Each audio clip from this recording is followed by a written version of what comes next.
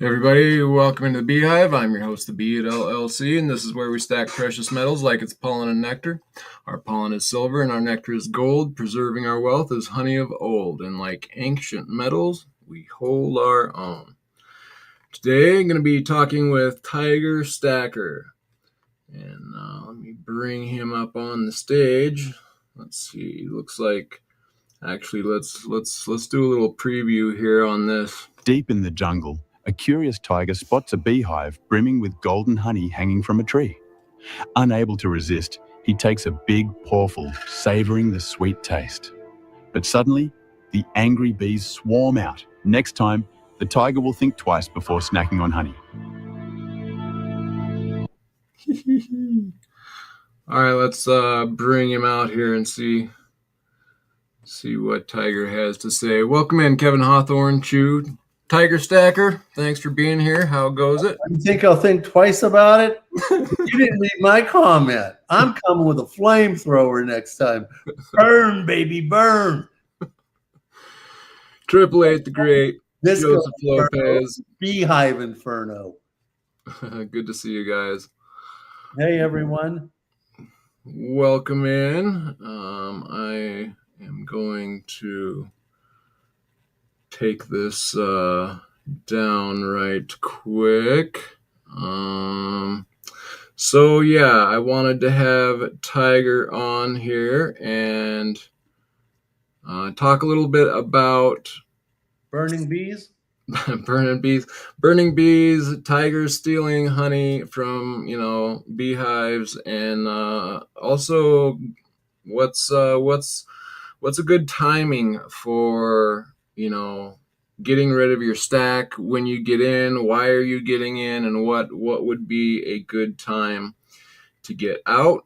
We have I've heard lots of different ideas on this, and I want to go over that here, and I thought who better to do so than with Tiger Stacker. So, well, I appreciate the invite, and I want to thank you for having me on board, even though you've let that notorious, infamous rumor mill person nickel stacking into the chat, and then on top of it, you gave the crazy man a wrench. All right, I know that's dangerous, that's for sure. He ranks up there with Putin, big old rumor monger. Anyway, my stacking strategy is very simple. And if I may say so, as I've said so many times before, I first started stacking about 4 years ago. I didn't know much. I actually knew nothing, and stumbled into it. Got taken advantage of by American Hartford Gold, and started refining my experience after that, and started following my very first YouTube teacher, Lynette Zhang, and then started learning a whole lot more. So I was never really a good saver up until silver and gold. Always seemed to waste my money on pretty things, pretty cars, pretty airplanes, pretty motorcycles, pretty girls, everything pretty. And turned out that silver and gold gave me pretty, but also gave me a chance to save. And I've become a much better saver because of which. I really didn't see myself as having an exit strategy until plus or minus about a year ago.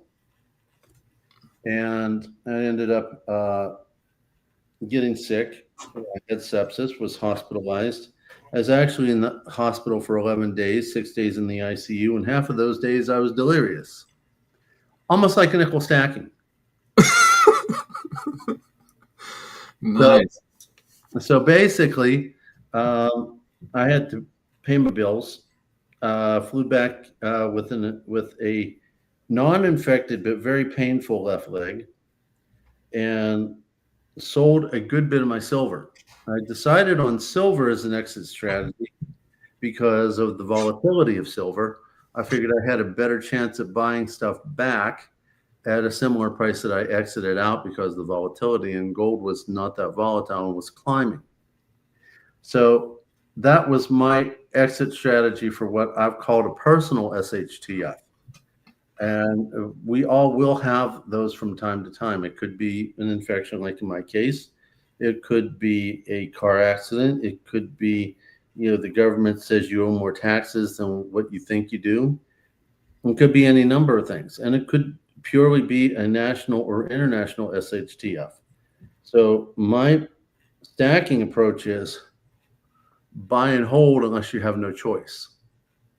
That's a good plan right there. That's pretty much where I'm at. I really liked what you mentioned there about silver and it being as volatile or more volatile than gold, and that giving you an opportunity to use that volatility to buy back in. And I thought that was actually a really smart statement. For me, yeah, I got into it not knowing much either, but I did kind of get into it for the long run in the beginning. I didn't know how much I would be able to accumulate or if it would become worthwhile.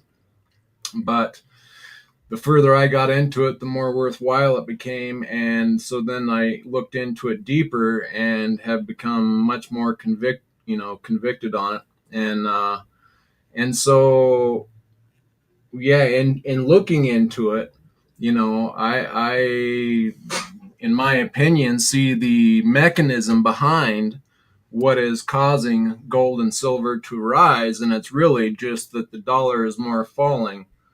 And so, looking into the monetary system and seeing the mechanism that's at play, is what gives me my strong conviction on not trying to cash out on a jump up in the value in the precious metals.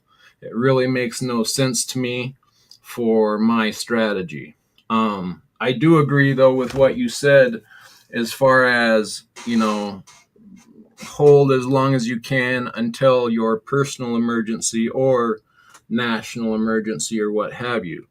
I definitely agree with that. I have no issues, and it's what it's for, as far as if you're stacking and something happens, or your kid breaks his arm, or your car breaks down, or you need a new house, or whatever thing comes up and you have to cash some in because you need the liquidity, then obviously that's great. That's why we're one of the reasons we're stacking. And so I think that's just fine. The issue that I'm surprised and I find even amongst stackers is the question of like taking profits, or when should we get out, or when should I take profit? And for me, that's just kind of a misnomer question. It's that's why are you stacking if you're like, and I'm surprised. I think we just evidently as a society get locked into thinking that things are going to remain the same forever, and that we're just going to be the global hegemon, and that's going to remain the same forever. And I think that's a mistake, and that's kind of why I started my channel. Was from what I see our global reserve fiat dollar that's backed by nothing now. Now, the reason I want to point out, the reason that it became the global fiat standard for the world is because it was backed by gold. During Bretton Woods, when this was set up, the dollar was as good as gold as far as for other countries. They could turn in their dollars and get gold. And once we severed that window of getting gold, we really went on an experiment, and a ridiculous experiment at that, in my opinion. And it's to me, it's fraud, because when Nixon closed the gold window, the first thing he said after he closed the window was, "Don't worry, we'll be a forward-looking trading partner," meaning we're going to keep honest books. Don't worry. But I think that we can all agree is long gone, far out the window. We've been printing money for no reason, well, maybe not for no reason, being it's a It's a Ponzi scheme that has to keep printing to keep the game going. Well, not only that, this has been going on for a long time. I've learned a lot since I started my channel. I've done lots of research into the history of our currency and other currencies. I've released a number of videos to that effect. But if you look at it, you know, our Constitution has not been followed for a very long time. They started printing paper dollars and paper currency, and they haven't printed paper change. I'm sure all of you have seen that. Yep. But if you look just back at the coins itself, in the past we had even something called a half dime, and it was Nixon did say it was temporary. That was a lie. It's like the inflation's a little sticky, Sticky to say the least. Yeah. So, but if you look at it, we went from the half dime, and during the time of the half dime in 1853, the Coin Act of 1853 decreased the amount of silver in it by 6.9%. And then after that, I think it was in the 1870s, maybe, they came out with the nickel, when there was no silver to that one. And they didn't put any silver into the nickel until the war nickel. And then after the war was over, they returned to their old ways. So then on top of that, if you look at it, only the Morgan dollar at the time maintained the 0.77 plus ounces of gold. A dollar for the half, quarter, and dimes, a dollar dropped down to 0.72 plus. So they were trying to debase everything even way back then. Like I said, they got rid of the half dime, brought on the nickel, and then later on you had the Bretton Woods, and then FDR, and then after that you had Nixon in 1971. You had a little bit of a reprieve during Kennedy during 1962, when he allowed foreign coins to be considered in the same ballpark as pre-33 collectible American gold. My dear friend Lynette Zhang, God love her to death, she sent me a link because I couldn't find it, and she did send it to me, and sure enough, it's there. I can look up the executive order. In fact, I probably have it on one of my windows. Let me look. Executive Order 11037. Amendment of Section 12 of Executive Order 6260 of August 28, 1993, as amended. And that pretty much says it all. Yep. He gave us the right to have foreign gold, and it might be only labeled, according to Lynette, able to be eligible if it's stamped 1948 or older. So that should give you an idea, if you believe that they're going to follow the exact same executive orders, which I don't think they will. And I don't think they will because, one, we have an executive order from President Ford in 1974 giving us rights to have gold back. But some people believe that they're going to stick to the old ways of FDR's executive order, maybe JFK's additional executive order. And to be honest with you, I'm not sure what's going to happen. Honestly, I don't think they're going to physically confiscate. And the reason I think that is simply because it means they've got to spend money on manpower, going door to door and finding out who has it and who doesn't. They didn't do that in 1933. They conned the people into giving up their gold. And then once they got it, They didn't even refine it. They just melted it down to 90% bar. So if you believe we have anything in Fort Knox and other depositories, we have 90% gold. We got pure gold. And who's keeping the books? Yeah.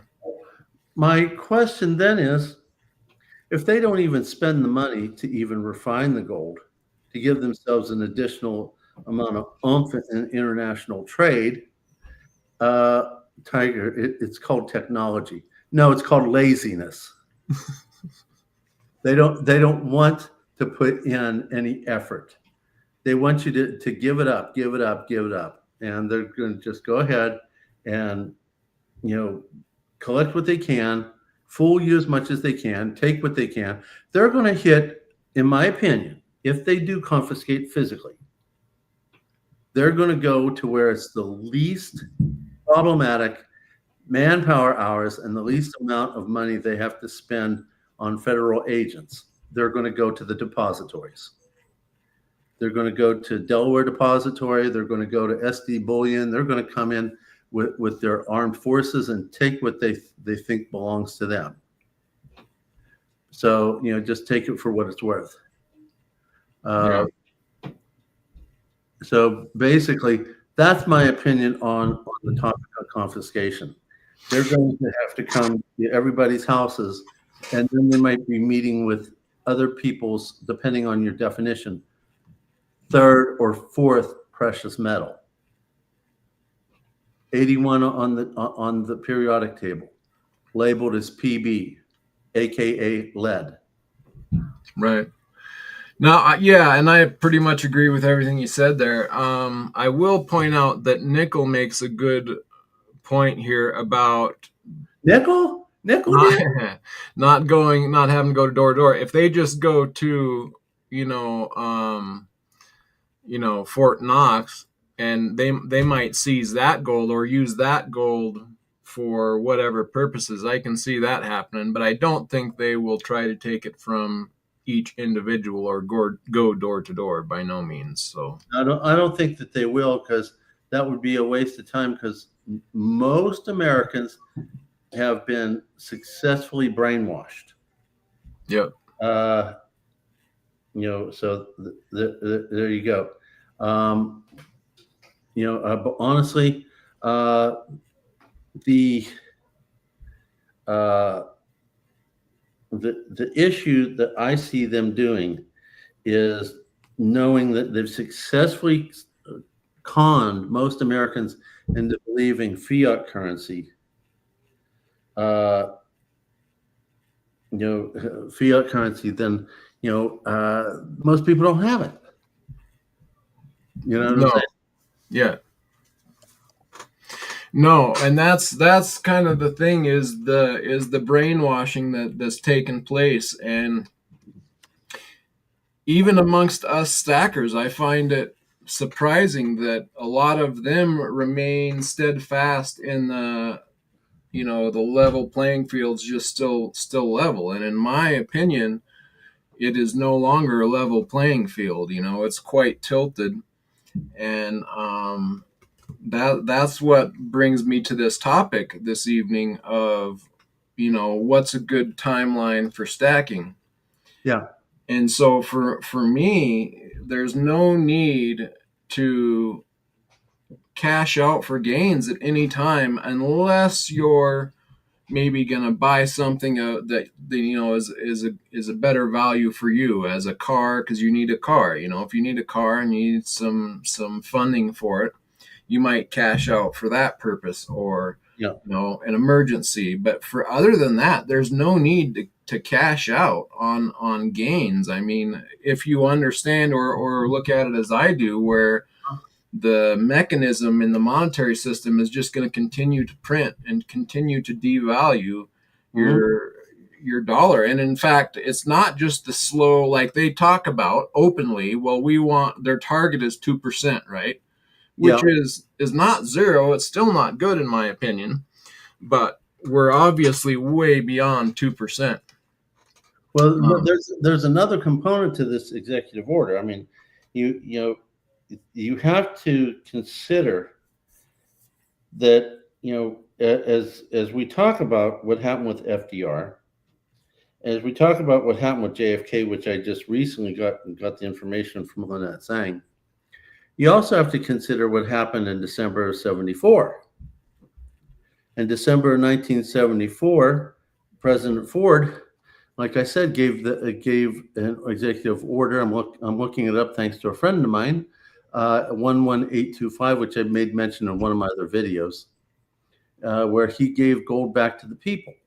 So then you can use the argument that depending on how it was written,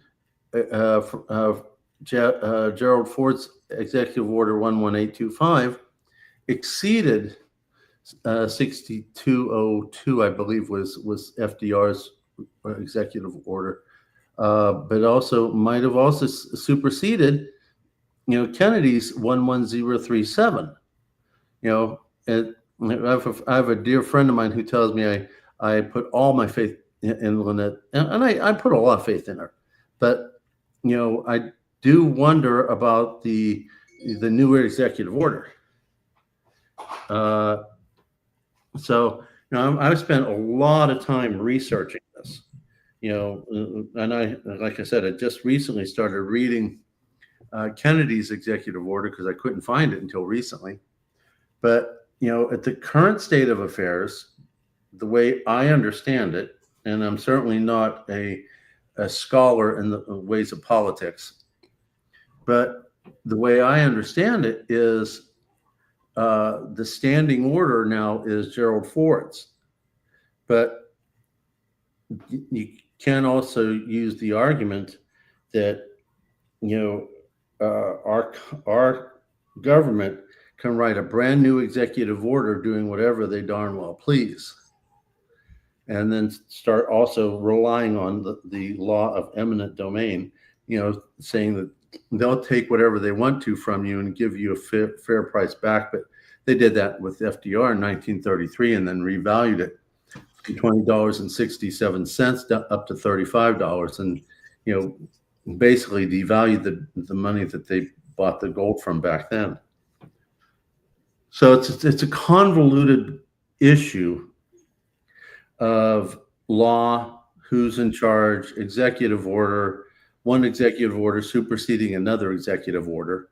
So the question then becomes, what's going to happen next? We don't know. We can't tell the future. But I personally, like I said, I do not believe they're going to come physically look for it because they don't know who has it.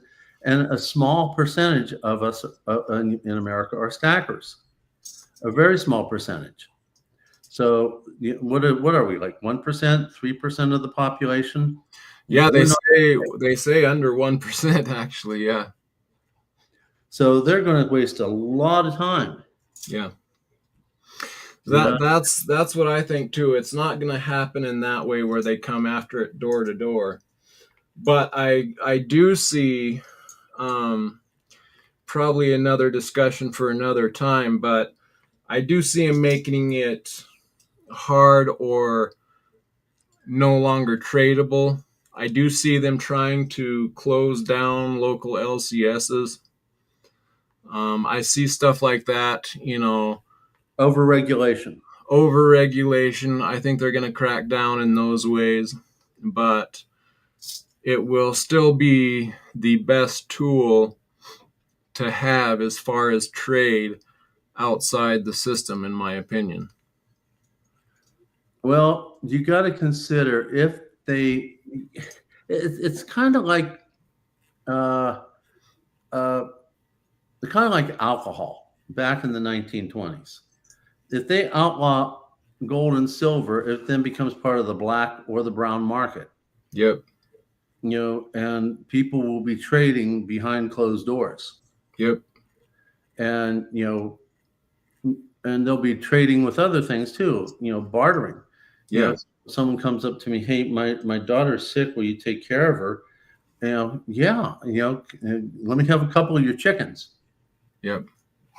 I got to feed my family. Yep. Depends on what you got going on. if you're a computer guru, you'll be trading your computer skills, for something that you think your family needs. So there will be a black and a brown market if they decide to say no to down outright trading. And there are more of us than there are of them. Oh yeah. We make up the lion's share of the populace, and when the populace joins together in force, they will, there won't be any easy time of it. They'll have to either accept what the people are wanting, or they'll have to declare war on the citizens. That's the only choices I see it happening. And as long as we have voting rights by way of the Constitution, we can see yet another upset and elections that have happened the next time and the next time. That's just my personal viewpoint. Sure. Yeah, I personally don't put much into the voting system. I kind of think all that is a scam, but it doesn't. That's no. Something. No, go ahead. Look at your screen. Indeed, so rigged. I mean, they give you an option out of 3 people that they select. So yeah. The last time the Democrats didn't even have a primary for their candidate. Yeah, I don't put much into that, but at this point, if you look at what used to be a lawful system, I do think we used to have law and order, and that was one of the things that made America so great, was that you could trust them. Well, and that was why Bretton Woods even happened in the first place. Like, we were supposed to be a trustworthy, nation. And for a while, I think we somewhat were, but I really think that that's a thing of the past. I have watched Law and Order go out the window these last 10 years, it seems like. And even really when I was a kid, I started seeing it. I didn't pay enough attention, as you just trust what your elders say to you and move about your day. But I really think fraud has kind of taken over. And when we have the and some people really go after capitalism. Now, from my, I'm willing to debate on these things, but I don't view capitalism as a bad thing. I like free markets and capitalism from my understanding. But when capitalism gets corrupted and overtaken, it is kind of a bad system, because, with the fraud there, you're allowing the mobsters to have free reign and start making the laws over the people. And I kind of feel like that's where we're at. So, okay. I really think we're past, trusting in our lawful system. I think that it's been taken over. Now, maybe we can get it back. There are some things. One thing I'm really impressed with, and I have to give credit where credit is due, is what is it, like 8 states now have made gold and silver legal tender. It's something like that. And many more states that haven't made it legal tender have at least taken the step to take away the tax on purchasing gold and silver. So big positive steps are being made there, state to state. So that's really good. And I think if there is to be good change, positive change made, it needs to start at the bottom and work its way up. It's not going to come from top down. It's just, I think we're really backwards on expecting one of the 3 that they give us to choose from, who are already, corrupt and bought out and paid for, to, overturn the corruption that is now. To mid 2025, Around 11 to 12 states recognize gold and silver as legal tender under their own legislation, though the exact count can vary on how, quote, legal tender is defined. And what I'm seeing here is Wyoming, Utah, Texas, Oklahoma, Arizona, Louisiana, Tennessee. Why they have West Virginia in there, I don't. West Virginia doesn't recognize it. It's got a bill that's sitting gathering dust right now. I think that website might be a little bit inaccurate, or maybe more than a little bit. But yeah, I don't know. This link has West Virginia in there, and it's not accurate. At least I know for this state. You see what I'm saying? Yeah. No, and like you say, with the terminology can be a little bit different, and that's one thing that I'm always pointing out, that I'm kind of the only one that seems to harp on it, and I could just be, ignorant and not understanding it. But we already, according to our Constitution, gold and silver is lawful money for all payments of debt. Yeah, and we have been non-constitutional for decades. Yes, and I think that people, like, it bothers me that people go to still yet today and will speak, well, the Constitution says this. Well, why are we still talking? The Constitution says this if it's been overtaken. Like, we need to nail down some of these issues, because it just leads to confusion and corruption. And if we are still to be under the Constitution, well, then, we have a lot of legalities that need to be overturned. And in my opinion, the law of the land should trump any legality, or any corporate legislation, shouldn't be able to trump law. And I find that that's what's happening. And I don't even, it's through trickery and deceit that they get away with that. Well, all I can tell you is that we have not followed the Constitution on a lot of things. Money's one of many, for a very long time. And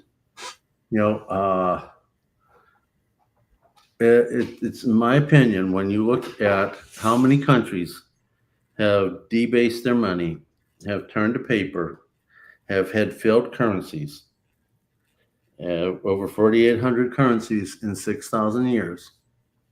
To me, it means that the sin of man, especially in the financial world, he can't help himself.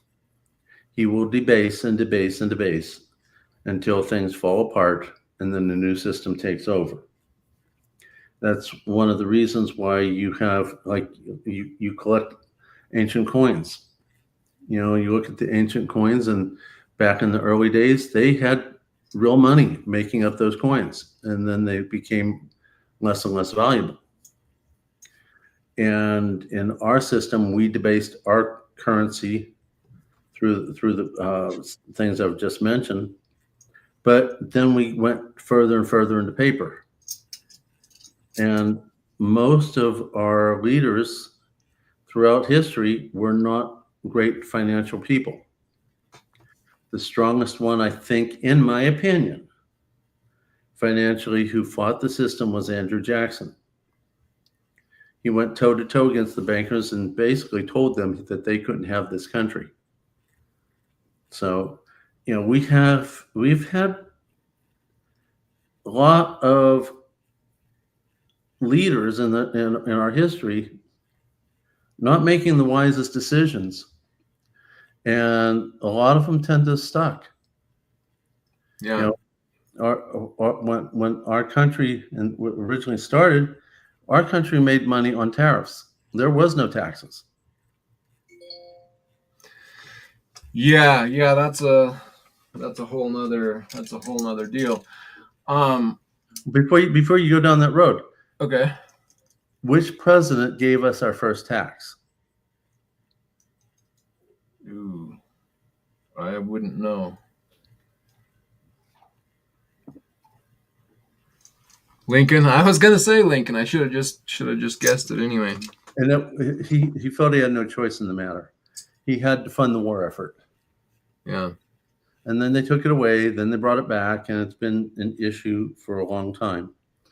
Not having the wisdom of Solomon or the omnipotence of God, I can only look to the past. I did a 2-part series on taxes and tariffs. And me personally, I'm willing to give tariffs a chance. They haven't been in effect for an extremely long time, and see what's going to pan out. A lot of people are poo-poo all over the tariffs. Well, we haven't given it a chance. Well, I think it was a little bit different at that time. At this point, I don't see tariffs being anything but inflation of another form, basically. I mean, it definitely, to me, undermines the U.S. people. And to me, and not only the U.S., but the people of the world, and including especially the people in U.S., are under attack in my understanding of things. That, but there's been other forms of attack.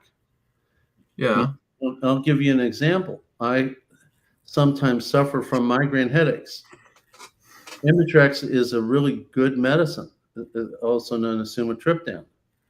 And I remember years ago going over to Ukraine, a box of 9 pills of Imitrex, depending on which pharmacy you went to. This is in the past. I don't know about current. Cost somewhere between $175 to $220, depending on where you went. I went to Ukraine. I was dating ladies over there. I went to the pharmacy and asked for Imitrex. Being that I can speak some very rudimentary Russian, I could get away with some things and sometimes not be found out that I was an American, because when they find out you're an American, they raise the price of everything. So I'd walk in to their pharmacy lady walks up to me and Dobry den, good day. Что ты хочешь? What do you want? Я хочу sumatriptan.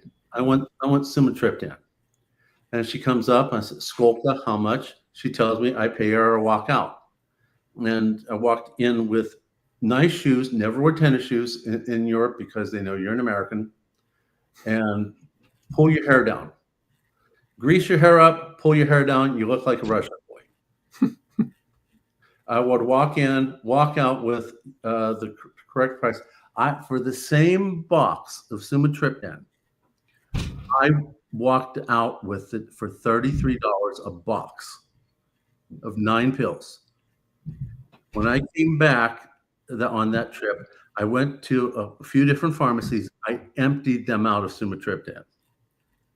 Came back with a whole suitcase. About a third of the suitcase was boxes of sumatriptan because I didn't want to have to pay the $200. And you don't think that that's a tax? Sure. They've been sticking to us for years. Yeah. And we've been paying taxes to other countries and pharmaceuticals and all that for years. And this is not hyperbole. This is not a conspiracy theory. This is my general observations of what I've lived through in my life. We need to level the playing field. And the only thing that they have been responsive to, pharmaceutical companies, other countries, is that they have responded to prices, a price war. They've responded to to hardcore tactics. They don't respond to niceness. They never will. The way they treat us is pure capitalism directed at Americans. They all think that Americans are filthy rich just because they're Americans. And I remember dating a lot of ladies over in Ukraine. They all thought that I was the next Donald Trump. Very few of them actually conceded the fact that We were like everybody else. We were just typical citizens from a different country. Mm-hmm. Yeah, well, there's historically before this, Trump just raising tariffs 50% on a country 100%, and the whole thought process of, oh yeah, but they have a 20% tariff. Look, the reason, and I'm not really arguing with you, I just want to make this point Yeah. that as the trade deals have happened over time, there's reasons that these other smaller countries have tariffs on us, and it's not just for no reason. Like we can just print dollars and get product for them, and so therefore it makes it very easy for us to buy all of their goods from them at just by printing out dollars. And so they're like, now wait, this is all our value here, and you're just taking it almost for free. So they put in, and that's why we agree to those tariffs in the first place, was because there's some inordinate trade ability there. And so a lot of those tariffs that were built in before this whole Trump blow up were considered fair, and that's why we allowed him in the first place. Well, if I remember my history correctly, and I think we, being the major winning nation for World War II, and a lot of the other countries were devastated financially from the war, we offered to prop their economies up.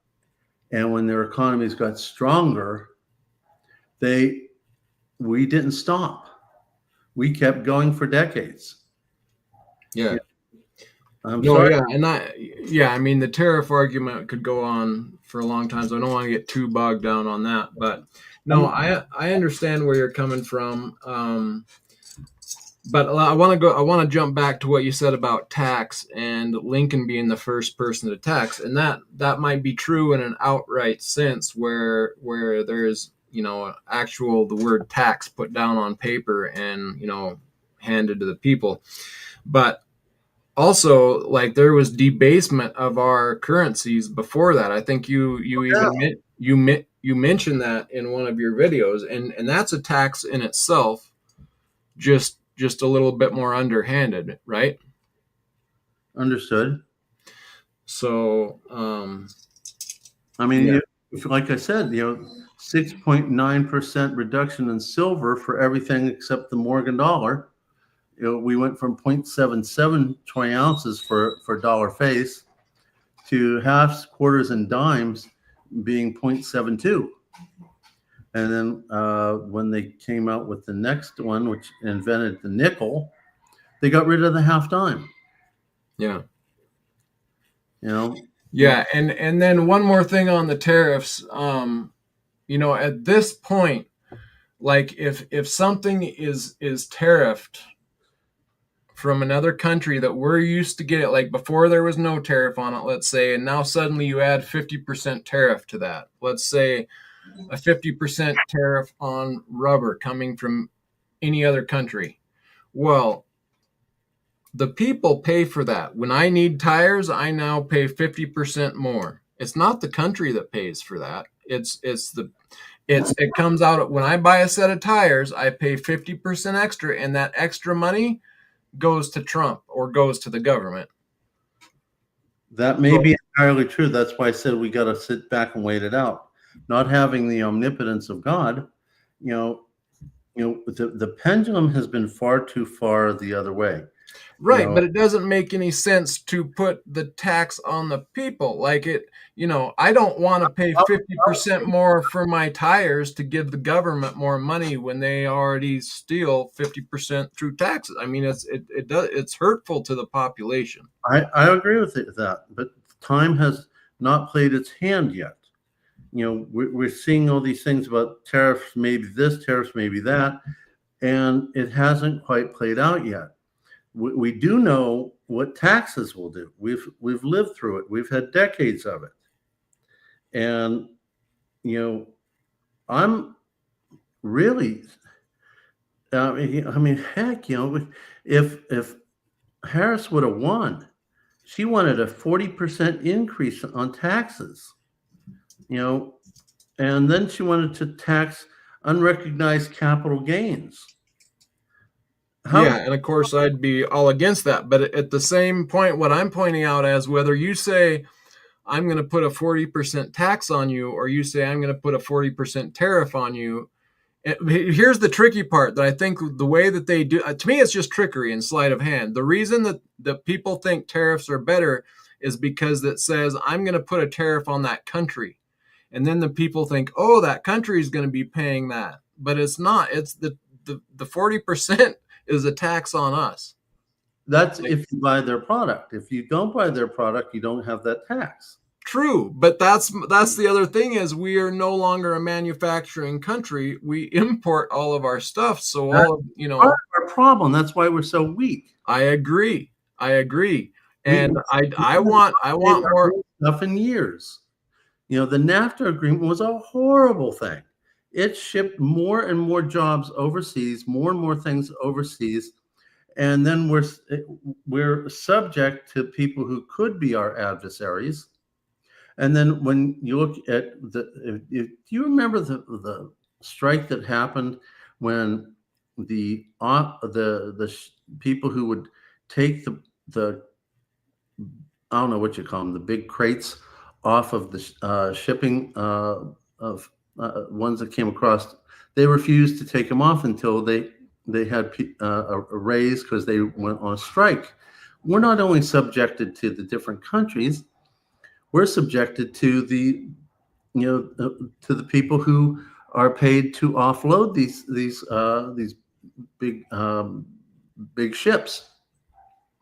So if we are making our own, then we have less hands in the pot. No, yeah, no. I was, I even as a little kid remember thinking, well, sending all our manufacturing to other countries may be profitable us in the short run, but in the long run, we're cutting our legs off. And I think that that's shown itself to be true to this day. So, I mean, I've always been kind of against, getting rid of our manufacturing, even though we print the dollar and get it for basically, nothing in a sense. And I realize it's not nothing, but we're just printing fiat out of nothing. And then when we send that over for our goods, then we get actual product where they're getting just paper. And if we keep devaluing our debt, then that's kind of what's happening. So, I think that, we've undermined ourselves, the U.S. people, whether it was purposefully done or not, can be argued. But yeah, nonetheless, I am definitely, I don't think we ever should have got rid of our manufacturing, even if it, might have been slower growth or whatever. I think it's better to keep our manufacturing, especially with things like drugs and healthcare and, that type of thing. So I'm all for manufacturing staying, or coming back. I wish it would have stayed, but if it didn't stay, then I definitely think we should start it back up again. But just taxing the people to get goods in isn't necessarily the best way, in my opinion, to bring manufacturing back. But although, and I know you're probably more knowledgeable in these areas than I am, and this is a good conversation, but I do kind of want to keep it on gold and silver a little bit because I'll get lost otherwise. But yeah, no, I agree. Manufacturing, we need to be making our own stuff, and it really undermines our bargaining power when we don't manufacture, when all we do have is the fiat currency. If we manufactured lots and lots of stuff and exported lots of goods, then that gives us more leverage against other countries, or as far as trade. But when we're just barking orders and slapping on tariffs, and let alone what we did with the SWIFT system and the global currency, we're undermining especially the American people faster than I can keep my head on straight. It's just crazy. Yeah. But I'll give you the whole SWIFT thing. I mean, uh, if you look at what happened on the last administration, uh, sanctioning Russia with punishment by the U.S. dollar as a weapon and SWIFT. Um, I said this back then. I said, that's really not going to hurt them that much because they have a lot of commodities that they can rely on: Yep. oil, gold, platinum, palladium. Yep. Yeah, they're like the most commodity-rich place on earth, really. And they can rely on that to buy and sell and trade.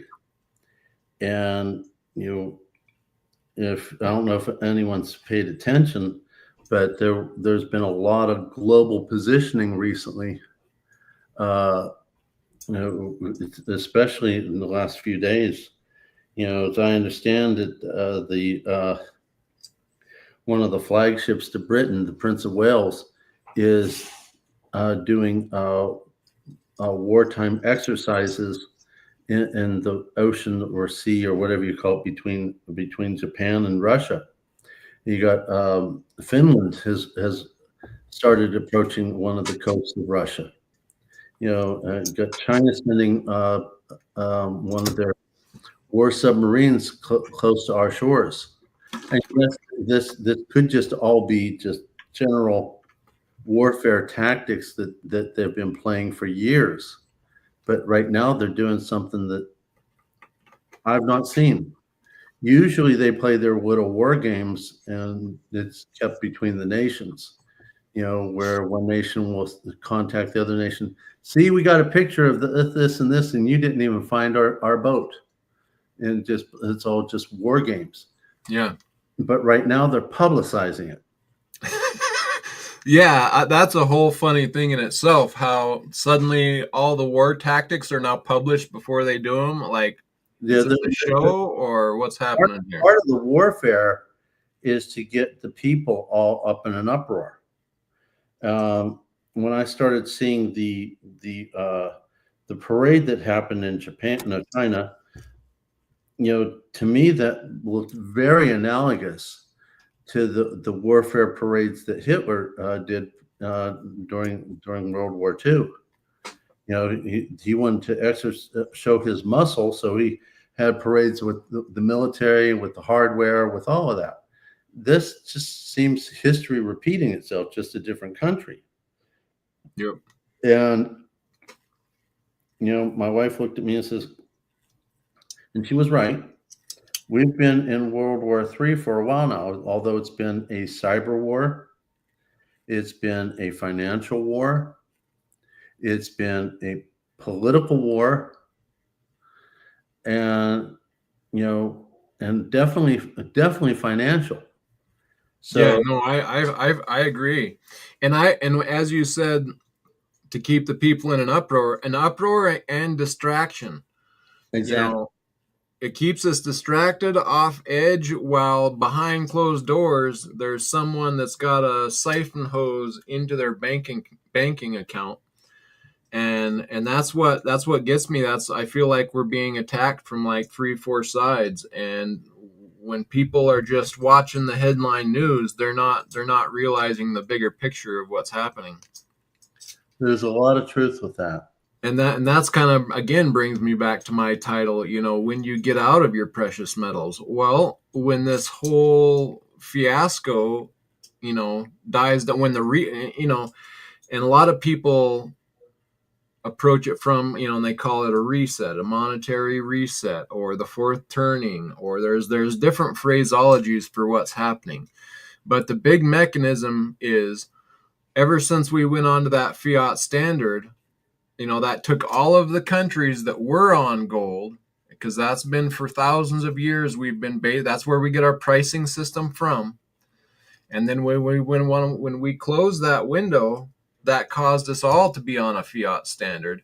And now that, even in the US dollar, all the other fiat dollars are under the US dollar, and the US dollar just went underwater. if gold is sea level, then the fiat dollar is now, which is the world reserve, is now underwater. And so that's why I say for the BRICS trading countries, that's why I've maintained I think it's going to be a thing, is because they don't, even though they have lots of debt tied up in dollars, when they can start just getting into gold instead of continually rolling into the dollar, then why go back into the dollar? You might have to pay off existing what you have, but you definitely ain't going to be enrolling into it anymore. You're going to go into gold, which is continuing to climb higher and is above water. Well, if you something you mentioned, I brought something up. You'll bring it up on screen. I got this originally from Ian Everard, and I might forget the exact verbiage, but I never forget the meaning. So if you bring that up, I'll show it to everyone. And this is something that kind of just generally shows that this has been the nature for a long time. Yep. This is from Montague Norman, who in 1924, leading financier for Great Britain, had a meeting with American businessmen and bankers. Capital must protect itself in every possible way, both by combination and legislation. Debts must be collected, mortgages foreclosed as quickly as possible. In other words, if you can't afford your house, kick you out, take it. When through the process of law, the common people lose their homes, they will become more docile and more easily governed through the strong arm of government applied by a central power of wealth under leading financiers. These truths are well known amongst our principal men who are now engaged in forming an imperialism to govern the world. By dividing the voter through political party system, we can get them to expend their energies in fighting for questions of no importance. It is thus by discrete action we can secure ourselves, which has been so well planned and so successfully accomplished. Yeah, here. I mean, 1924. Exactly. Yep. And that shows that they've been planning that longer than before that speech was given. Yes, and that's what I've found. The more I look into it, that's the more of what I found is actually this has been a long time plan. So understood. And so for those of the people who aren't aware yet that this is no longer a level playing field. They are ripping the field out from under you. And if you don't have your gold and silver, my biggest fear is the electronic system that we're getting pushed into. And, I think that's what's going to, where they're going to push us is into this electronic system, hence Bitcoin. To me, these are just big, shiny hooks with worms on them for the people that don't know what's going on. It's just a token. And so, yeah, if you understand that, then gold and silver is your best lifeboat. Now, does that mean that there's going to be no trouble for you in the future through this? No, it's still going to be. It could be, like you said, it could be blacklisted and on a brown market or a black market, but you're going to want it is the thing. And it's going to go up very exponentially in value because they've been holding it down to keep the wool over people's eyes. Exactly. And so as it jumps up and I see people saying, oh, well, is this the top? Should I cash out? It's like, no, you're not seeing the real mechanism at place. You don't get out until either the reset's over or you convert into something that is of more value to you at the time, a house, a car, whatever that might be, medical. But, you don't get out of it into cash because it's went up in value. That's just something that you don't do as far as my understanding of what I'm looking at in stacking. Basically, if you get out at this time, in my opinion, you take yourself out of a system that is outside the current system and you are not holding your wealth. You have now returned to fiat, which has a debasing of the currency, similar to what happened with the Fed, as it's indicated on the back of this, on that dollar. Exactly. You are going back downwards, not increasing. Now, if you look at things, I'll just use myself as an example. 4 years ago, I knew nothing. I believed all the junk that our government fed us. I drank the Kool-Aid, completely drank the Kool-Aid. So basically, what happened was, I went ahead and, I thought I was saving. I wasn't saving. I was just complete mess. Um, and I believed all the lies that our government told us. And then subsequently in 2021, all my memories started surfacing. Everything was taught by my grandfather and forward on. So basically, I started getting into gold and silver, and I bought from American Hartford Gold, and they will completely take advantage of you. Do not use them. If you're dealing with a company that has to have a celebrity get on the computer, get on the television, and say, "This is the only company I trust," run away. Run away, because they are paying that celebrity, and you will be paying that celebrity. Good point. Yeah. So I lost a lot of money, and a month later, America Online showed me Money Metals Exchange, and I found out how much I got taken advantage of. And later I found Lynette saying, and that led me into finding AppMex and a few other things. But when I first started buying, I was at a minimum 30% loss. I kept approximately 70% of what I bought. Subsequently, watching Lynette, then finding Yankee and Silver Dragons and a lot of other people, I started paying attention. And I also found my pawn shop, which is in my town, the best coin shop. Her price spread is better. She buys back better than her competition. She sells better than her competition. And she's done very, very good for me as far as that goes. But over the course of time, because I make my own spreadsheet and I watch everything based on spot, because it's the only mile marker you can really use at this time. You can't guess how much you're going to sell something for. You don't know if you're going to get at spot, above, or below. So I always use spot as a mile marker, as most of us do. Well, nowadays, because of what's happened over the last 4 years, I'm no longer at approximately a 30% loss, including the most recent purchases, 4 years of dollar cost averaging. I'm at a 44% gain. You can't, sorry, but numbers don't lie. Yeah. And am I going to sell because I got a 44% gain? Once again, if I'm forced to. Right. If I'm not forced to, I'm going to hold. Right. Because you understand the mechanism. If you thought it was a level playing field and, silver must have jumped up because of, maybe solar panel silver demand or something.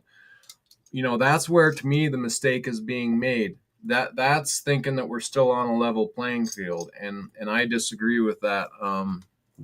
It's not a level playing field. Right. They've got it rigged, dude. They got it rigged for themselves.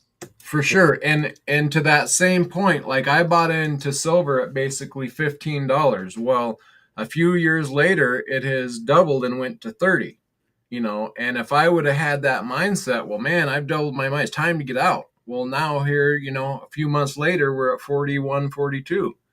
Yeah. And I think we're just getting started. So it's, and I hear people, saying that, well, now that it's at 42, sell out. And, when it drops back down, you can get back in. And it's like, man, that's a dangerous game to play for me. I'm not playing that game. I'm in it and I'm not getting out unless some, extreme thing happens tragedy wise or, I'm forced for some reason, but. Well, that's the way. That's the game I'm playing. I don't go ahead and try to figure out when the highs are going to hit and when the lows are going to hit. I've said it before in multiple different videos. I would like to buy the dip, and if I get to buy the dip, I'm a little happier. But with my work life, I'm traveling too much, I'm working too much, or like a year ago, I was sick too much. So I bought whenever I could, which when I have the time and I have the money, which is usually plus or minus payday. So when payday hits, I buy what I want to buy. I add it to the stack, and I don't worry personally. I do not worry about uh, if I have made profit, not made profit. It's not. It's really not that important to me. Yeah. It's to quote another YouTuber who I'm sad to see this YouTuber go by the wayside.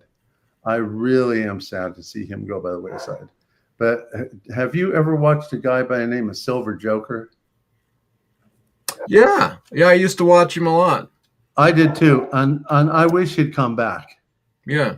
I wish he would come back. Yeah. I enjoyed his videos. Yeah. I did, and he would say the same thing over and over again. But hey, I'm good with that. Yeah. Videos. So yeah. I did, and he would say it doesn't matter what the price is, because if you don't sell, the price is not going to affect you. Exactly right. Yep. You should value your wealth by your ounces, not by the spot price. Yep. So subsequently, it was a very hard lesson to learn, but it was a very valuable lesson to learn. So my spreadsheet has the number of ounces I have, and it breaks it down.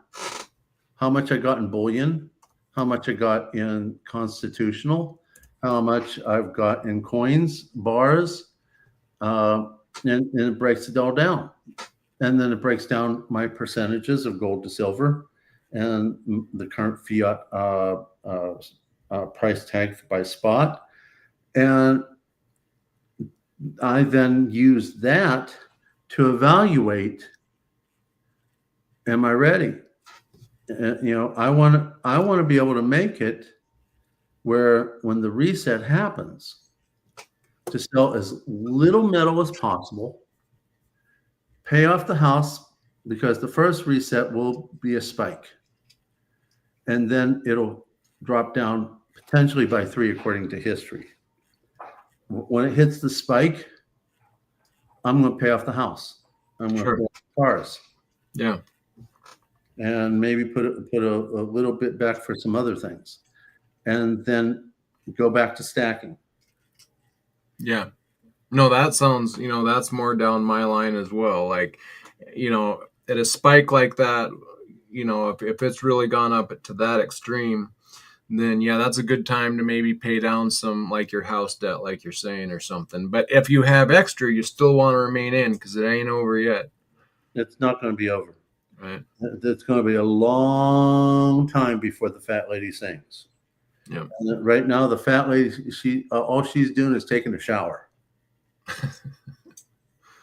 Yeah. Have you heard of Egon von Greyer's with Matterhorn Asset? No, never heard of him. So he's an older guy, but I've been watching him for a long time, and he has vaults that are in these mountains over at Switzerland, and it's the most amazing vaults that you could imagine. And I can't remember, the bottom rate to get in is like $4 million, or it's way over my head. But he's been saying, it's ridiculous to price thing in dollars anymore, because of how fast it's devaluing. And I watched a different YouTuber who has a coin shop. I won't name who he is, but he was saying, well, how else would you value your gold and silver if it wasn't in dollars? He was kind of trying to make a case that us that think the dollar are going down are crazy and blah, blah, blah. You shouldn't look. But it's funny, like those are two opposite opinions. And for me, I'm much more on Egon von Greyer's side of things, where he's been watching the dollar devalue forever, like Lynette Zhang, on her little chart here showing. So she's showing how much the dollar has decreased, and on the other side of that chart, that's gold overtaking the dollar. And once you see that and understand the mechanism behind it, you can't really unsee it. But just for some reason, I don't know why other people can't wrap their head around that. But yeah, it's you don't even need really the dollar to price things anymore. You can price it, and that's one of the things that makes me so confident. Like, I grew up on a ranch. I was just talking to my dad not long ago. The cattle prices right now are just have exploded, and way higher than he would have imagined the price going. But that's kind of across the board. See, like, lots of these things are doubling and tripling in value, and so is when you go to the grocery store, sadly. So it's once you wrap your mind around that, you can start seeing, well, in value wise, an explanation for this was, a silver 90% dime could buy you a gallon of gas back in 1960 or whatever. Well, that same dime can buy you a gallon of gas. Slightly off. When my earliest memory of a gas price was 32 cents a gallon. Yeah, but what year was that? Plus or minus 65. That's about what, I was born in 62. Well, right, back up a little bit to 60, like I said, and it's probably about right. And I mean, we could do a quarter or what have you, but my point is, a quarter then could buy you a gallon of gas. A quarter now can buy you a gallon of gas. So, really, silver is holding steady on, as far as if you're looking to price things, that's an easy example to show, well, actually, that quarter bought you a gallon of gas then, and that same quarter buys you a gallon of gas today. I just on Google, gas price 1960, 31 cents.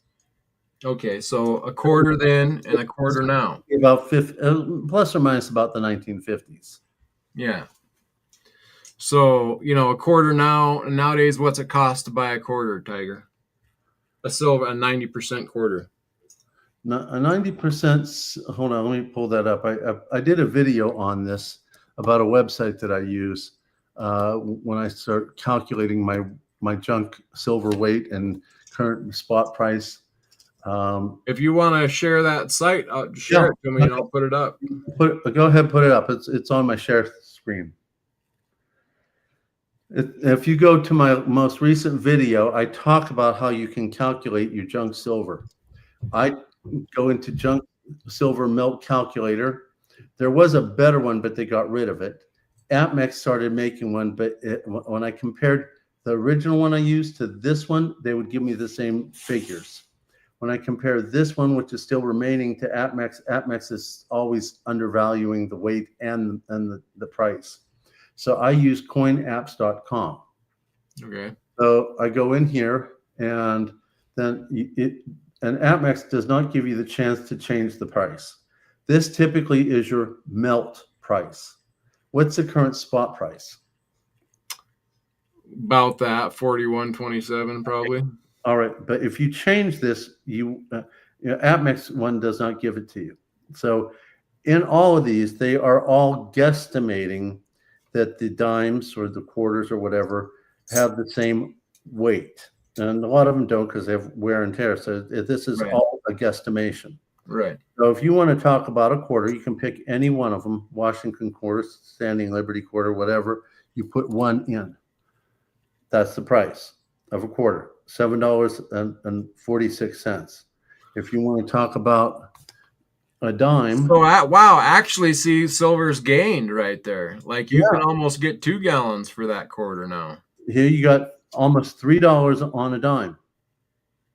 So that dime has actually increased a little bit, but it's close enough. It gives people a rough understanding of, okay, that's actually still pretty close. When gas is up, it's pretty close. A dime for a gallon then, a dime for a gallon today, roughly. Exactly. So, and that's what I was trying to get across. I mean, if you look at what happened with the price of gas in 1950, 27 cents. Okay, so almost 3 dimes would get you a gallon of gas. Yep. Nowadays, 1 dime will get you a Get gallon. get your gallon. Yep. So our money has devalued even further, where you can go ahead and buy yourself a gallon of gas on almost $3. And so take it for what it's worth. By the way, for those of you who have not seen my last video, I talked about, well, actually, no, it wasn't the last one. It's the one before, I think. I talk about using this website to help people find out what they have in their stack. And you don't even have to use math. I know a lot of people aren't so very fond of math. That's me. Yeah. But this thing will do it all for you. Now, I will teach you something else about this website. And the same thing with its predecessor. The predecessor would stop at barber dimes or barber quarters or barber halves, etc. This one stops at mercury and standing. What I typically do, because I have barbers and I have a few seateds and I have a few cap busts and all that, I add them all into the mercury. And just because I want to know the potential dollar figure and weight, and I put them all in there on the lowest one. Now, with, like, say, for instance, the Roosevelts. Now, some of the Roosevelts I got are proof. You know, they're 90%. They've never been circulated. They're proof.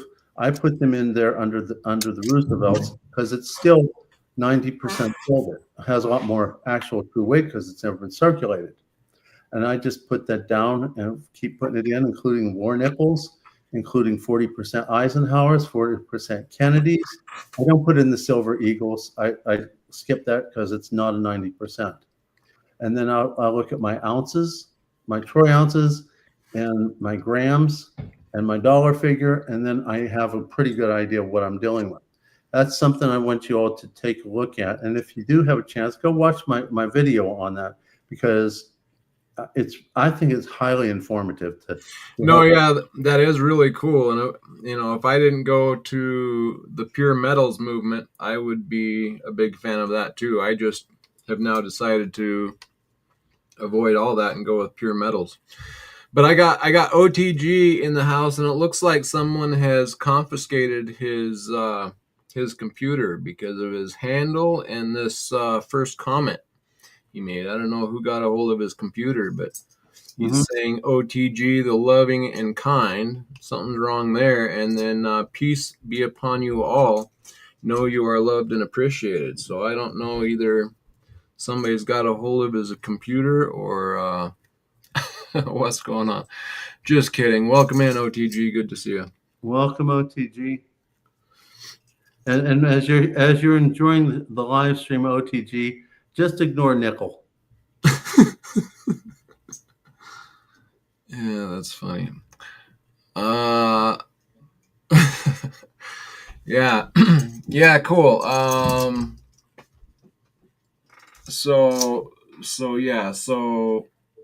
the 90%, yeah, we should, being around the 90%, it has really dropped in premiums. I mean, a year ago we were almost 100% premiums, and now we're almost negative premium. Yeah, that might be. That's kind of crazy to watch that happen. It's like we're selling it under spot now in areas. And just a year ago, it was almost 100%. And that goes to show you, to me, this shows you like that retail is really not understanding what's going on. And then you get these big spikes, like all of a sudden people will, silver's up, and then they'll rush into it, and 90% goes crazy on premiums, and then it jumps up in price, and everybody sells out thinking, it's going to be a spike like in 1980 in the Hunt Brothers when it made it right back to the devaluing of fiat. Yeah.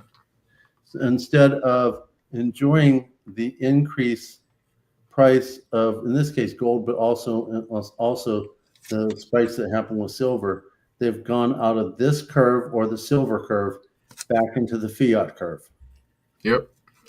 The only time, in my opinion, to go out of your metals back into fiat is when you're going to, as quickly as possible, use that fiat to take care of something, bills, taxes, whatever you have. Yep. Get your fiat money back, throw it into what you have to pay for, count your blessings. And, I've, like when I did a year ago, a lot of times I took a hit on my silver. But on the other side of the coin, if I didn't stack the silver, I wouldn't have been able to pay my bills. So, Yep. No, for sure. Yeah. No, I mean, I'm totally behind that. Totally get into silver while you can. And if that helps you pay bills that you otherwise couldn't, then yeah, that's definitely one of the reasons for getting into gold and silver for sure. but you have another advantage, which I haven't mentioned. Our government wants us to pay taxes on capital gains. And I keep a running log of things that I bought. As I've shown so many people before, on the back of everything is where I bought it, when I bought it, and how much I paid for it. So if I go ahead and I sell, then I go ahead and put that into my spreadsheet. And if I get a loss, I send that to my accountant for a capital loss. And I use that on my taxes.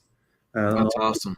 The only reason this is a little bit weird, it's got another set of digits on there. There's a reason for that other sets of digits. Do you know what that is? What's that? That's the purity of the silver. I was going to say that looks like sterling, but I don't know what you were getting at. This is what they used to call Britannia silver, 95.8% pure. Yeah. That's what Britannias used to be made out of before they went to 999. Okay. Cool. So I keep that there as far as a little piece of history. Yeah, cool. Yeah, Nickel says, long live coins, which is the point. People are selling like mad, and yet silver continues up. What does that tell you? It tells me that the smart money is actually moving into the metals while the populace remains completely dumbfounded, which frustrates me, and I should be nicer because that's what I'm actually out here trying to do. I need to be nicer, but it's frustrating to me. A lot of them are not being smart. I'll give you that. But maybe some of them are in a personal SHTF. And they have no choice in the matter because they got to take care of something. I have a friend of mine selling a lot of his silver right now because he wants to be able to pay his daughter's tuition. And the daughter, the political structure of our country has made it so that her scholarship that she should be given isn't being given. So he's got to come up with the difference. Sure. Yeah.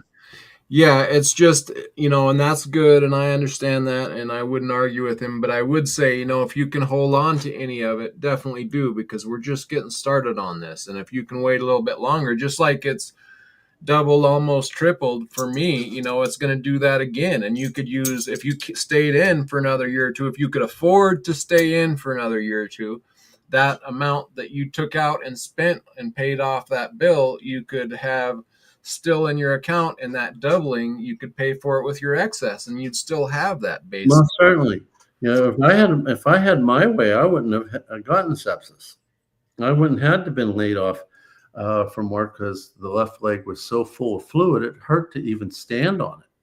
And then I had to wait for the cycling once I started work again for the cycling of the money to come in. So I had 2 months of no money coming in. 1 month of being down, and when I got back to work, I had to wait another month because that's how they pay. And then I started playing catch up.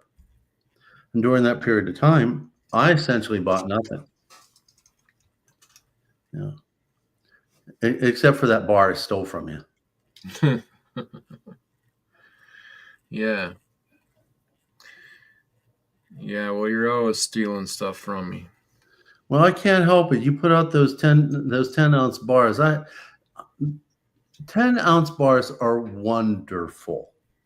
I have no emotional attachment to them. If I have to sell it, it's one of the first things to go. And instead of me having to pay, let's say I sold 3 10-ounce bars, 30 ounces to pay a bill. I would much rather play with my spreadsheet for 3 entries of a 10-ounce bar each than 30 single entries into my spreadsheet and waste a lot of time putting those in for my accountant to do the math. Yeah. So for me, the advantage of a 10-ounce bar is its resale value. Yeah.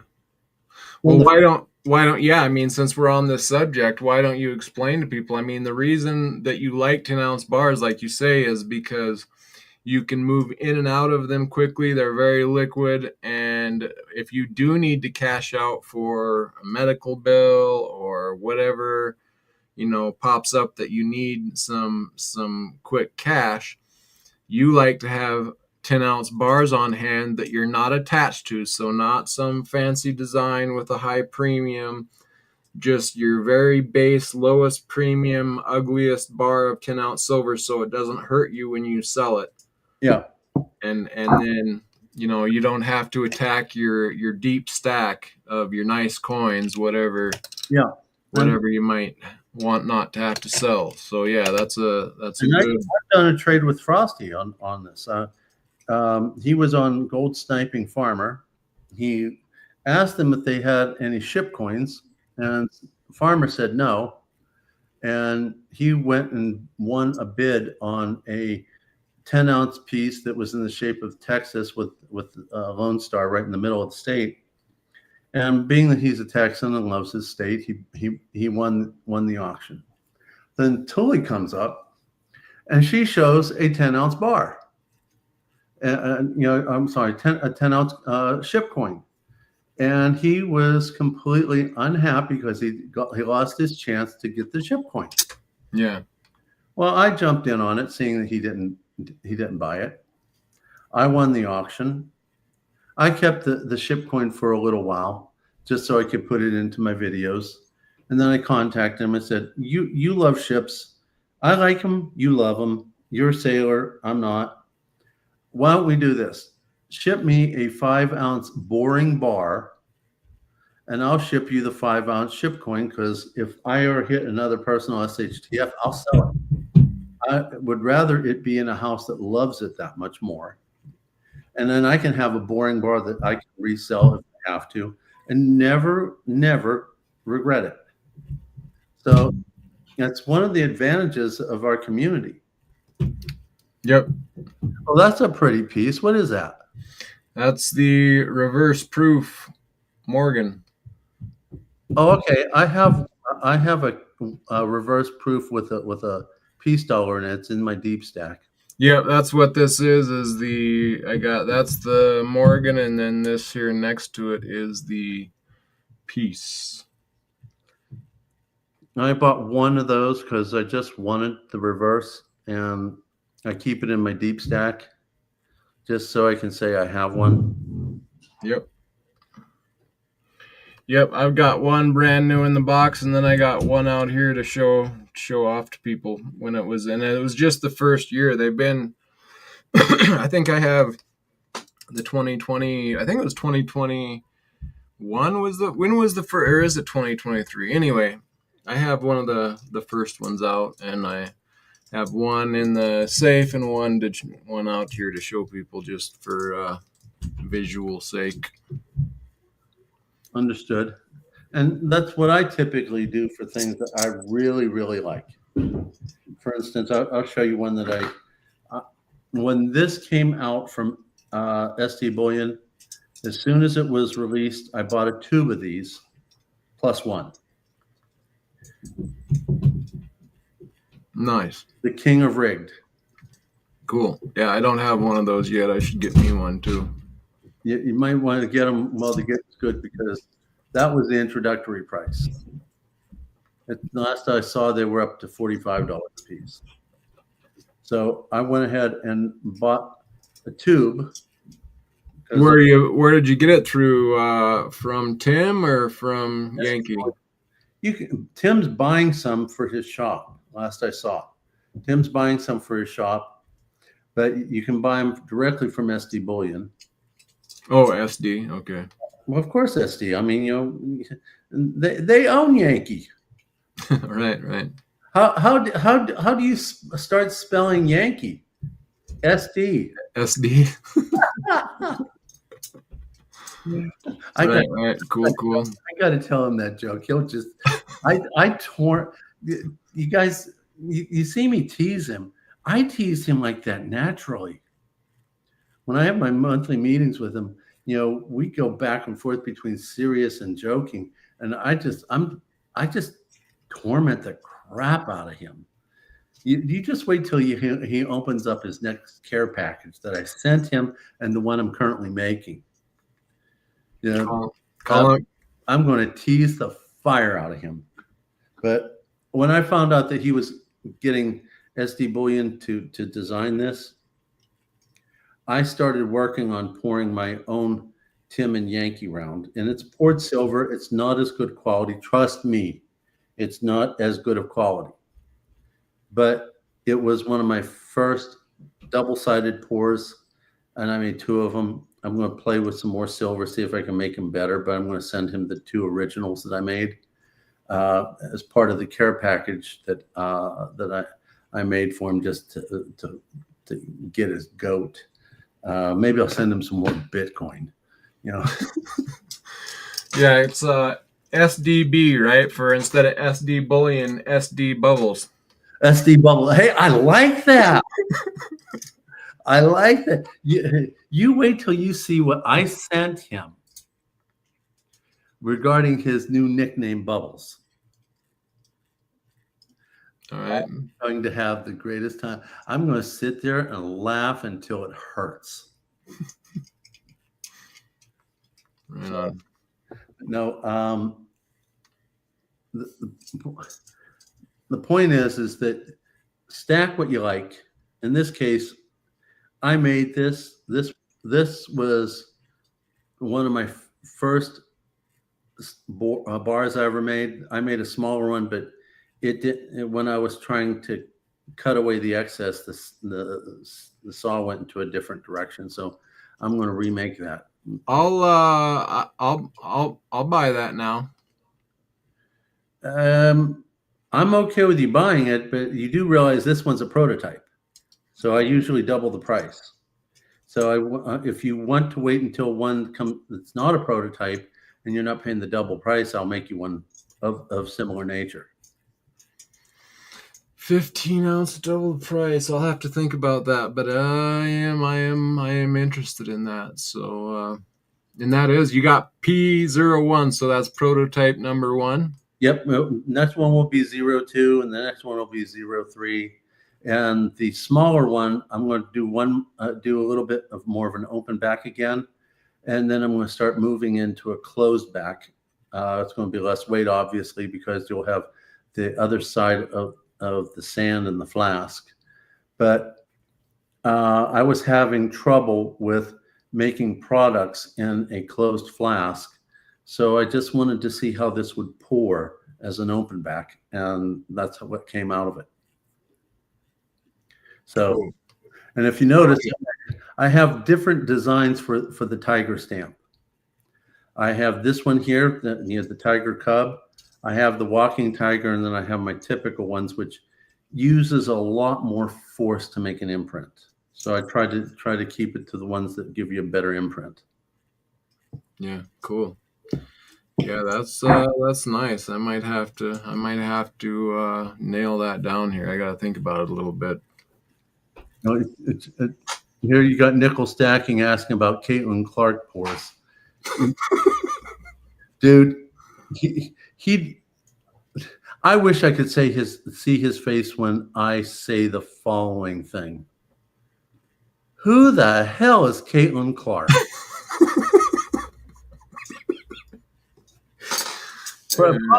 Probably one of those lady basketball players he goes on about all the time. Probably. The only lady basketball player I ever followed was my cousin. She played for the University of Pittsburgh many, many years ago. AOC port. That'll be a cold day in hell when I make one of those. Yeah, or Nickel buys one, either way. You know, OC Stacker bought one of my Trump rounds. I toned that one. It was back when Elon Musk was running around with his black MAGA hat. And look at him, your next president.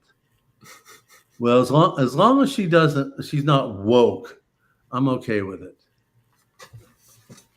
You know, I have a basic rule of thumb. You want to be liberal, fine. Be liberal in the confines of your own home, and don't ask me to pay for your bills. Our bar for accepting presidents is way too low. I can tell you that right out the gate. Well, I'll give you that, but I don't have 100% faith in any one man on this earth. That includes women too, because we are all fallible. The only one that has been not fallible has been our Lord Jesus Christ, but he's not running for office. So he's already been elected. Well, he will come back when he determines he's going to come back, and then we will have a true good government under the eyes of God. But looking forward to my dark mag. I forgot. I toned that thing. I toned it pretty dark, and I called it Dark MAGA after Elon Musk called himself Dark MAGA. And I think it's the only one I ever made. And OC bought it from me. You know, I'm expecting to send in his monopoly money pretty soon by courier pigeon. Cool. But no, I toned this one. This one's way too shiny initially. You couldn't tell the details. So I toned it. All the tone didn't stay, but enough stayed so you can see the foliage in the background. And then you can see the letters because it was so shiny you couldn't see anything. I really like the look of that one. I do. I kind of like that. I'm really liking it. Yeah, I'm probably going to make one more open back of this size, 2 open backs of the small size, and then I'm going to start playing with the flask being closed on both ends to see if I can get my technique a little bit better. You know, when I'm also I told you about this. I'm working on a technique because when you do open back on sand, you get a lot of imperfections. But those imperfections, when you're doing a graphite mold, if you tap the graphite, it causes ripples. Yeah, it creates a very nice back to it. Yeah, I'm working on trying a technique as an experiment to see if I can get ripples out of a very heavy cast iron flask with sand in it and somehow get the ripples, because those cast iron flasks do not want to move. They're full of sand, full of silver, and they're cast iron. And you tap them, it kind of looks at you like, really? You want me to make ripples? You're going to break your crucible, tapping your graphite crucible against cast iron. So I'm working on new techniques to try to make this turn into a ripple effect. Cool. So, but no, I will go ahead and buy one to put in a capsule for me to look at and be happy with, and then go ahead and put a tube in. I'm bought a 2+1 of these. These are really hard to find. Oh, I've got one. No, what's the back look like on that? Like that. Okay, I don't know. I don't think I do have that one. And I don't think I have that one, but I have one kind of similar. I paid a pretty penny for this one. I bought it from Coin Crew for $43 a piece. They probably charge more for it now with spot price have gone up. But I got tired of buying buffaloes. I wanted something different. Yeah. This is a Buffalo Round that's much different. Has Queenie on it. I love Queenie. I miss her, Better than Kingy? dude. This this this should be our current British Queen, and unfortunately, she's with Jesus. Okay. I miss Lady Diana. Miss her all the time. She's always in my studio. I miss her to death, and I pray to God that her son will lead the British nation in ways that the grandmother was in charge of. But we'll see. Yeah. Time will tell. Just like we talk about tariffs, time will tell. Time and truth is a very interesting thing. It's like water. It always finds its way out. Right. Yeah.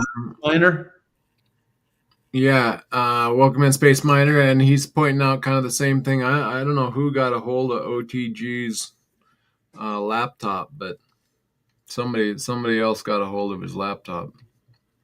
it might be. I don't know. Has he got a wife? Maybe she confiscated it. Right? Maybe. Oh, by the way, I need to give Space Miner an apology after my live yesterday. I was trying to move my computer to my study where I have a much more comfortable chair than I do in the studio. And the doggone thing dropped him. So, Space Miner, I apologize. I sent you a text saying I'm sorry that what happened, but I never heard back from you. So I don't know if you got my apology. Oh, you had to finally kick him off? I have to do all that all the time as well. You can't get rid of him sometimes. No, I wasn't trying to get rid of him. I wanted to be in my comfy seat, which is in my study. I'm joking. And oh yeah, okay. I didn't quite pick that up. Can we blame it on Nickel? Of course. Nickel's a good person to blame things on. Well, he's a big problem with the world. He's a lot of problem. Hey, dude, do you think you can get Ian to make me a very sturdy osmium paddle with the sharpest crystals? And I'm going to bend Nickel over my knee for spreading vicious rumors and use the sharp end on his derriere. And we'll see how much he wants to spread rumors about me wearing gloves. What an evil creature that man is. Right. Yeah, that's funny. What state are you in, Nickel? I need to figure out how much gas I need to buy to get there. Just a few dimes. A few dimes will get you there. I already have a revolver with silver bullets. But before LLC started putting osmium in as the primer, I bought a set. Hey, Surfer, welcome. Welcome in, Stacking Surfer. Good to see you, dude. When you gonna take me surfing? Watch the tiger fall off of the surfboard and then stand there and giggle at me.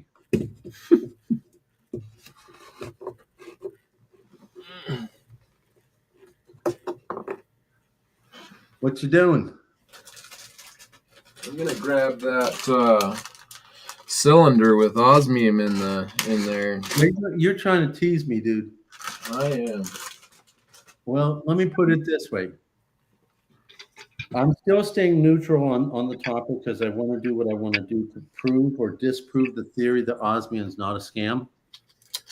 My theory, I have no problem stating my theory because every scientist goes into experimentation with a theory. My theory is that osmium is not a scam for a lot of the reasons I mentioned yesterday. There's no way in the world you can have a scam that is multiple countries, multiple types of testing. And be in existence for what, 10, 20 years or so, and have as a scam. Now, I will say this much: it's pricey, and I really don't see it in my stacking strategy, but I see it in the what I call the wife love stacking strategy. And she saw it and went, ooh, so I went and bought it. And my next piece of osmium is going to be a necklace that goes along with her earrings. So scam, not a scam. In this case, when it comes to wife happiness, I don't care. Exactly, right? Yeah. You know, it could be a scam, and she goes, I'm going to get it for her. Yep. No, but I have one of your revolvers with the regular pieces in it. Yeah. I might get one with the osmium in it later, but you know, wifey's necklace is by far the most important thing for me.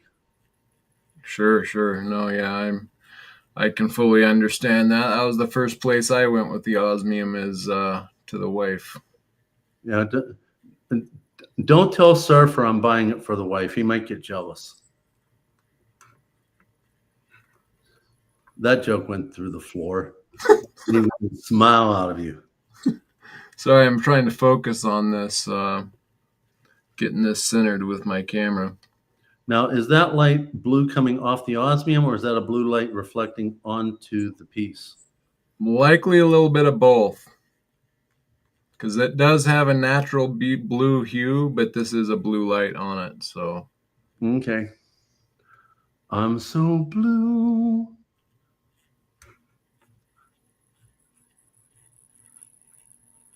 yeah, the primers really do just add the extra touch to this stuff. No, I might end up getting a set from you, but after wifey gets her necklace. Sure, sure. Can't blame you there. You know, bless her little heart. Dude, I'm telling you, I married correctly the second time around. And you know what I'm talking about because you married up also. Indeed. Indeed. Yeah, and then let me grab this other piece here while I'm Stacking surfaces. Seriously, what?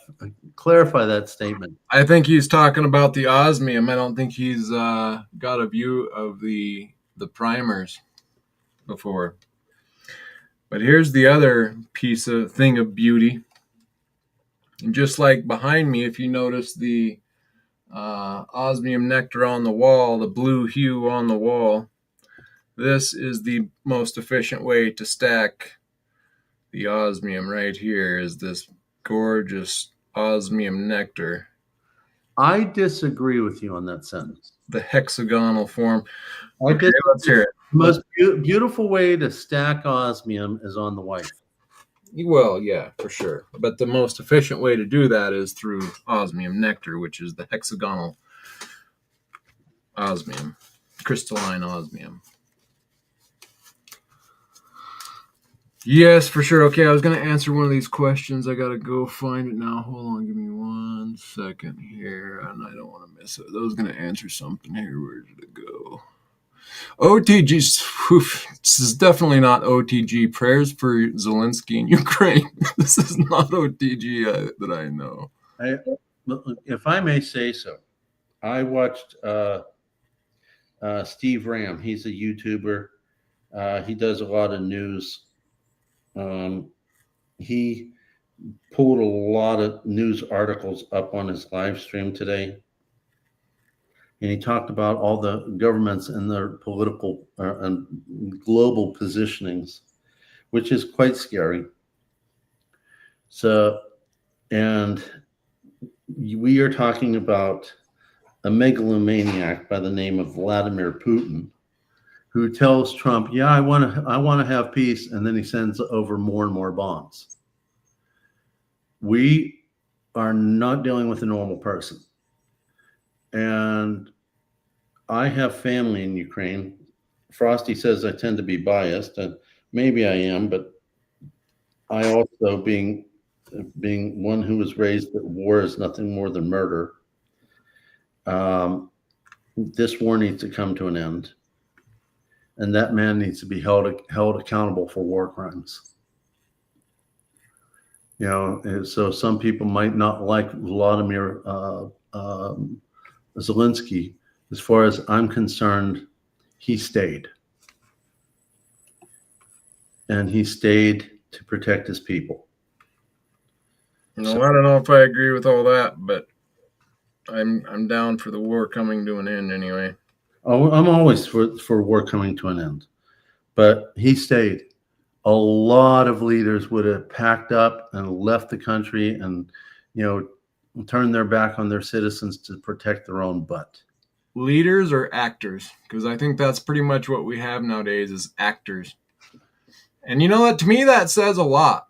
And you know what I just found out that blew me away? I thought this was just a recent thing, but turns out Ronald Reagan was an actor turned. Oh yeah, for years. You never heard of his acting career? I did not know that. I was all as if Bedtime with Bonzo? What's that? Bedtime with Bonzo? And I did not. I know, no idea. I was before my time, evidently. He was a radio figure back in the day, and he ran by a different name. I think he called himself Duke, but he eventually got into acting, and he then I'm pulling this up. Hold on, bear with me here. Yeah, there we go. Pull me up, dude. Bedtime for Bonzo. Huh. I did not know that. 3D, if you're in here, I didn't see you come in. Welcome in, 3D. You can take me down now. But no, he was a well-known actor.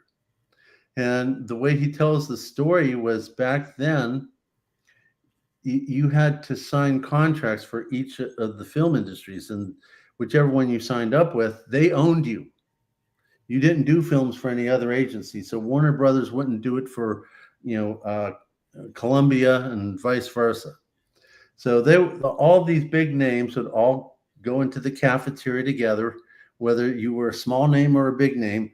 You were always on set for the next thing that they wanted you for, and they had these, cafeterias, and you're sitting down with really big names, and he got to brush elbows with some of the biggest names out there. So he tells this story, and then he actually got into film because they liked what he was doing with radio, but they didn't want to go by his name that he was actually using. I think he used the name Duke. Evidently, his friends called him Duke. And he said, well, my real name is Ronald or Ronnie. And he says, Ronald Reagan, that works. They gave him back his real name, and it stuck, and there you go. Huh. I'm full of useless information. Right? So winter is just around the corner, and I've got this lovely Osmium hat here. And so I thought I would pull up the online shop here, the merch shop. Feel free to stop by and get yourself an Hawaiian BT with Osmium or this nice short hat with Osmium. It's quite nice. Or you can just get yourself a nice mug. But yeah, some nice product over here. Osmium ready for anyone interested. I got to get me a merch store. I never got around to it. Link in the description. So yeah, go check it out. But yeah, kind of a nice little hat I like. I might order a couple of those because my wife loves those hats in the wintertime. Cool. She had one that had the word fresh on it, and it's got legs and disappeared. So she's really, really wanting that back again. But I think she'd be happy with an osmium crystal on her forehead. No doubt. No doubt.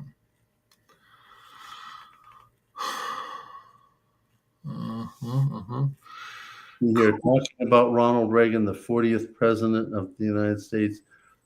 You are talking about the Gipper. Win one for the Gipper. I've heard that before, but I don't know. That was another person. I don't know what that means. But yeah. I think it's a football phrase. Made his career in California, but he was born in Topeka, Illinois. Huh? Yeah, I did not realize he was an actor. So that it Yeah. just is. We've got a long line of actors, and to me, that's just so telling. Like, you know, Well, dude, you have to be an actor in this world of some way. I remember when I was brand new into residency, I was full of book smarts and no street smarts. And people don't want a doctor that is just all book smart.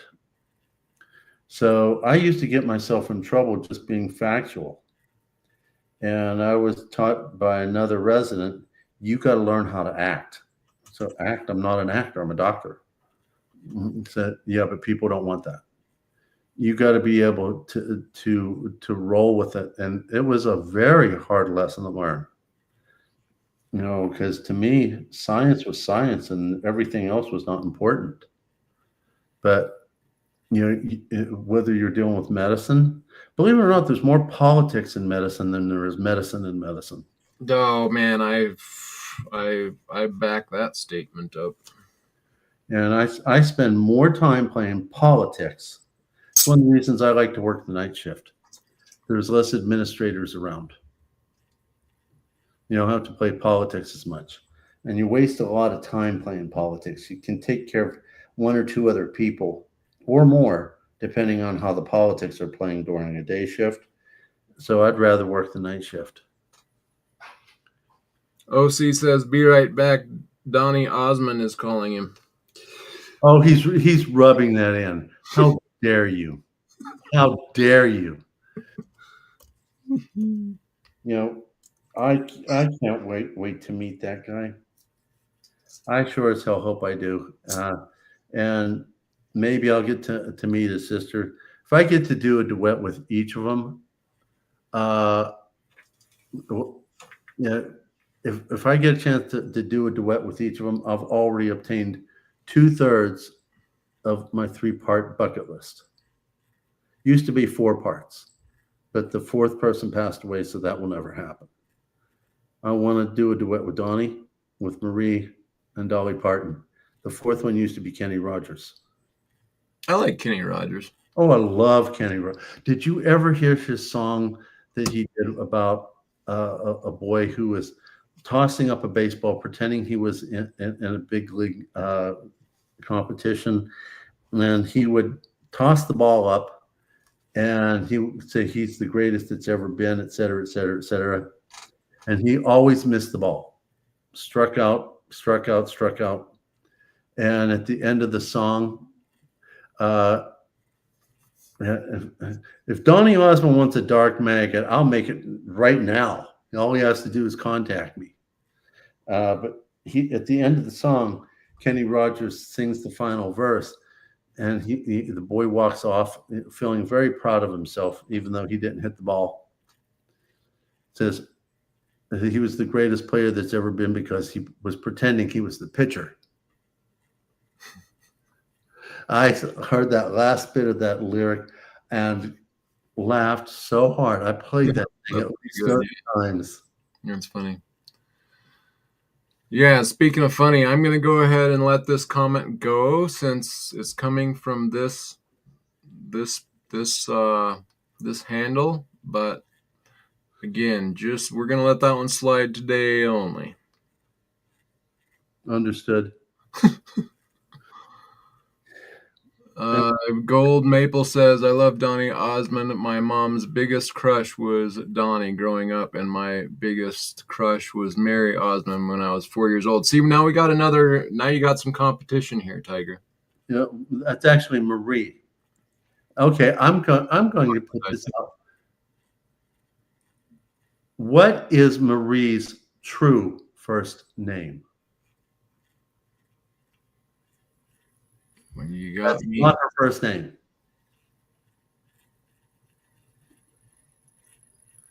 Yeah, I've got several of Kenny Rogers' albums, so Here. I like him too. No. Maybe that'll be on the next Spin and Ga. Marie was actually, her first name is after her mother.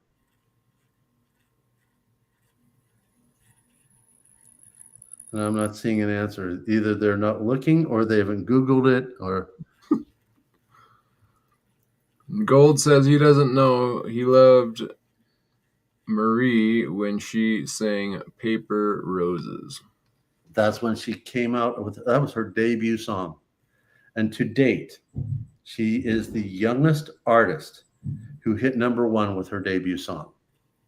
No, it's not Elizabeth. Marie's first name was named after her mother. Her real first name is Olive. Huh, I like Olive. That's kind of a cool name. Yeah, and her mom was a really cool person. Believe it or not, Olive, the mother, was very close friends with Elvis Presley. After his mom died, he would call the Osmonds to talk to Olive, get maternal advice. He kind of adopted her as his replacement mom. So. Did not know. Did not know. I'm full of Osmond trivia. I know you are. Sounds like a few other people know about some of it as well. I'm clueless. But I do like Kenny Rogers, so got that going. I do love Kenny. Kenny, I can do a Kenny Rogers song much easier than I can do a higher pitched Donnie. I can't reach his high highs. Trust me, I try. But between Kenny and by the way, the Osmonds got the rights to do a Kenny Rogers song, and they did it on a relatively frequent basis called Through the Years. And it was part of their routine. Oh, OTG, you're cracking me up today. So I'm going to throw up this question that a space miner put out to you, Tiger. I think he kind of answered this earlier and said he's already kind of on the other side of it. He just wants to do some more testing, but I'll let him answer for himself. Is it that you're looking for in precious metals that would settle the score in your mind about osmium? I've already answered that. I don't want to answer it in the live stream. I told you and LLC what I plan to do. Okay, yep, that's fine. And I'm going to release the findings in a video for all of you to see. It's going to involve silver, gold, platinum, my very first 10-ounce bar of palladium, my disc of 10-ounce bar of palladium. Right, 1/10 ounce. Sorry. Oh, 10th ounce. Okay. Yeah. I was like, wow. The very first piece of tungsten. It's going to involve a little bit of what you can do at home. No, actually, Nickel, I'm just going to place the osmium on my tongue and just salivate on it. And then also, Space Miner says, "Can we get a recap of the last hour?" And yeah, we just went over, good time to get in, or the timeline of stacking. Why are you getting it? Why would you cash out? And when is a good time to cash out? And basically, you don't cash out until the reset is completely over and done with, or an emergency comes up that you need it. So that's a recap. A very short recap. True. So, like I said, unless I hit something where I have to exit to pay bills, my goal is stack and keep. Yeah. And for those of you who are stacking, I can tell you that personally, I was doing straight stacking for a long time, and then got bored and got into the fun stuff. Yep. And Happens to everybody. for the most part, you're not going to get out what you put into it. Here, Nickel goes again with his rumors. I swear to God, Nickel, you're going to get the sharp end of that osmium paddle. You know, he's going to be walking around with a polka dotted butt. But no, all joking aside, I've been forcing myself to go back into straight stacking. Last year when I had to sell, selling was not so easy with the fun stuff, but I didn't want to give up my straight stacking stuff. I wanted to leave that for the wife. So, because she doesn't know about stacking like I've been trying to teach her. So I want something that she won't have to know much about because everybody else knows about it. So I don't sell my Constitutional. I don't sell my Eagles. I don't sell my Maples, and I don't sell my Britannias. And I will sell the bars. So, you know, take it for what it's worth. Yeah. And if you guys are serious about the Tiger, I will make a number 2 and 3 and all that if people want it that bad. You know, my prototypes I typically charge double for. And you know, there was someone bought one my Trump mag around my prototype, and I told the individual, let me make another one for you because that's double price. And that person said, no, I want the prototype. And the person is a wonderful person in our community, but I didn't want that person to have to spend a lot of money. But they pushed and said, no, I want the prototype. So, you know, there you go. So, I mean, if you're looking at things that have high premiums, are you familiar with this one? Yeah, I'm familiar with it. I don't have it, but I know it. It's the one that was stamped on the reverse. Lady and the Tramp error. Yeah, cool. Cost me $625 to get that off of Stormy. Stormy, yeah, nice. Hold on. So I want to address gold maple and OTGs. Funny comment. I know that's sarcastic OTG, but I want to make a point about it. I am, and gold maple talks about he can't take it with him. But that is another part of why I stack is even with the CBDC being a possibility and not being able to trade, you know, legally with the, you know, with the metals, I do plan on handing mine down to my kids, my 2 boys, because, you know, there's still going to be that need for liquidity outside the system. And so, yeah, I do plan on leaving some and not taking it with me, but leaving it with the kids. So, would you say you're going to leave it with Tiger? Yeah, something like that. And then pay me back for stinging me for getting that honey out in the woods. That's right. That's right. But as far as for the CBDC, you know, that's kind of an interesting point I'm just thinking about with the osmium. You know, osmium will be something that is in the database system. So therefore it might be something that's allowed in the new CBDC system. So that could be an interesting aspect because it will remain in the system and tied to your name. And that's basically what they're trying to do with everything anyway, is tie it to you. So like everything from even the vegetables you buy at the grocery store will have some kind of number that gets tied to you when you buy it. And that's what they're looking to do, is to track everything.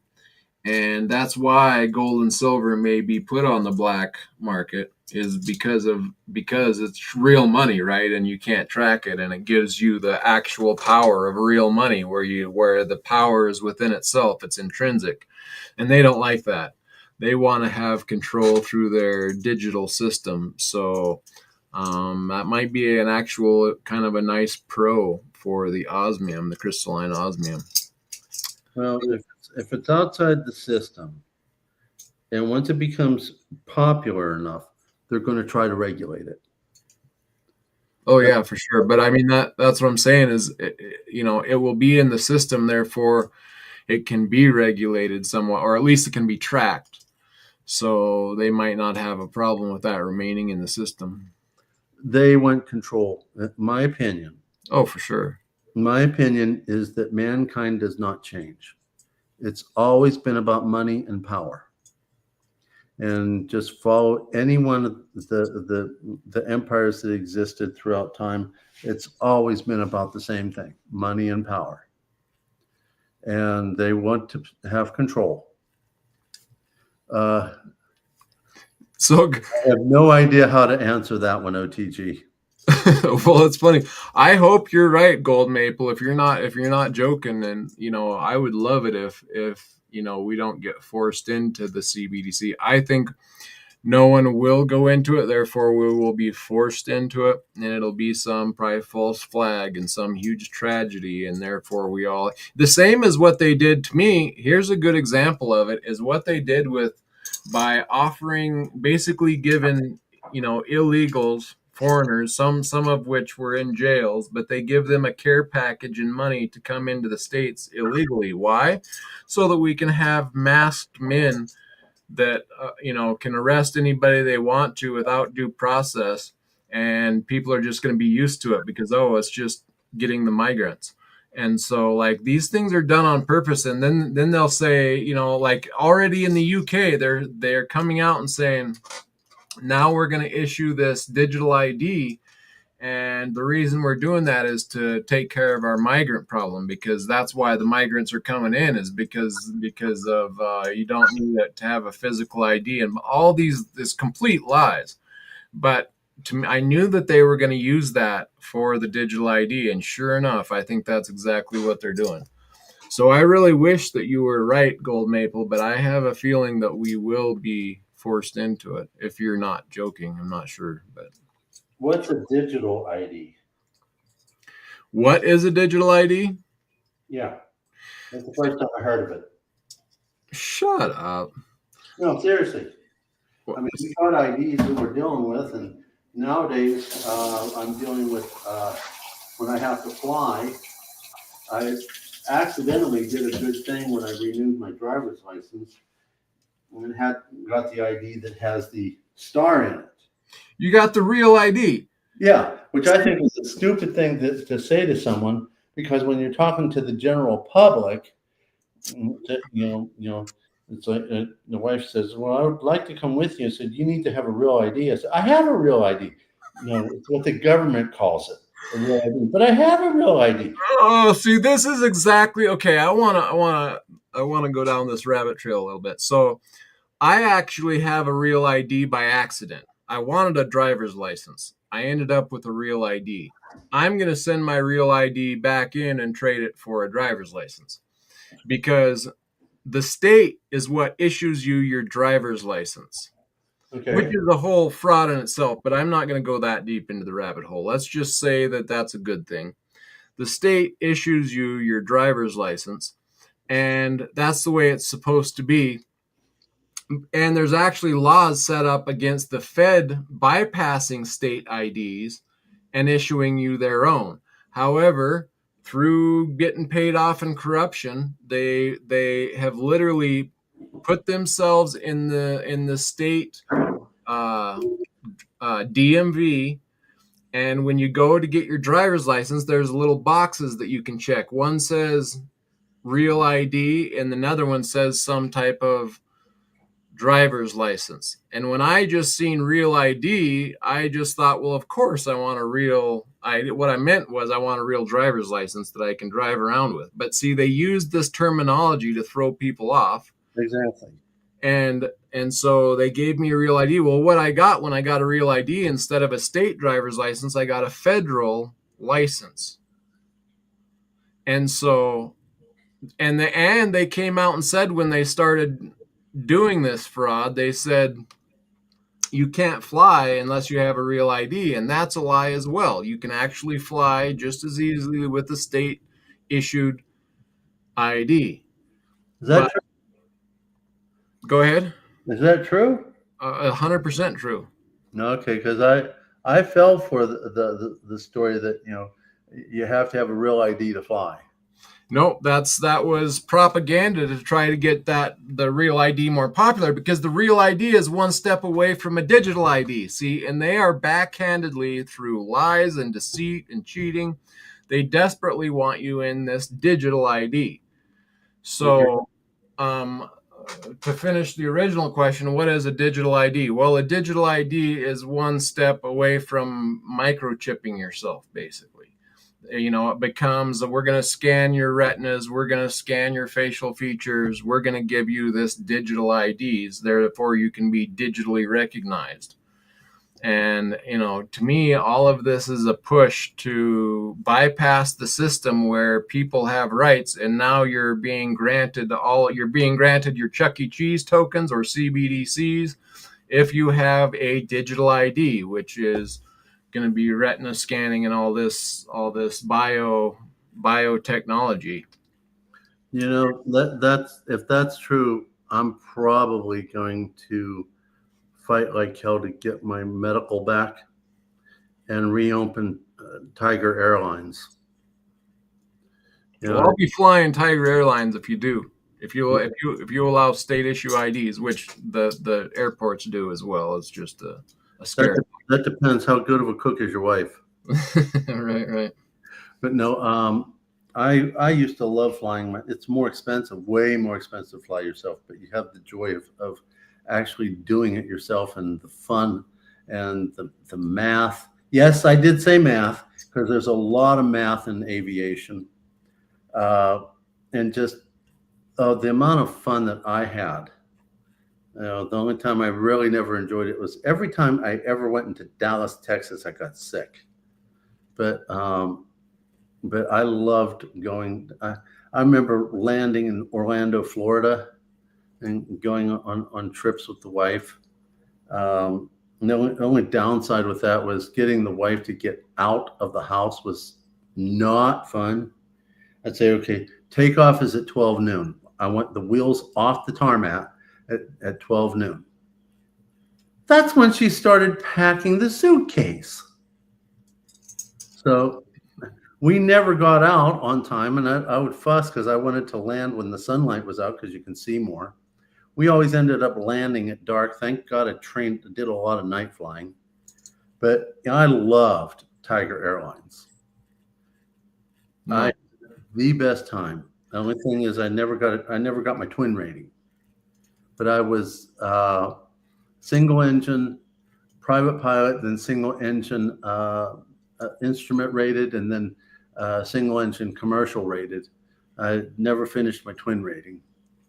Oh, that's cool. I would have loved to be a pilot. That I've always wanted to do that, never have. I want to say welcome in to C4T4TT4CK.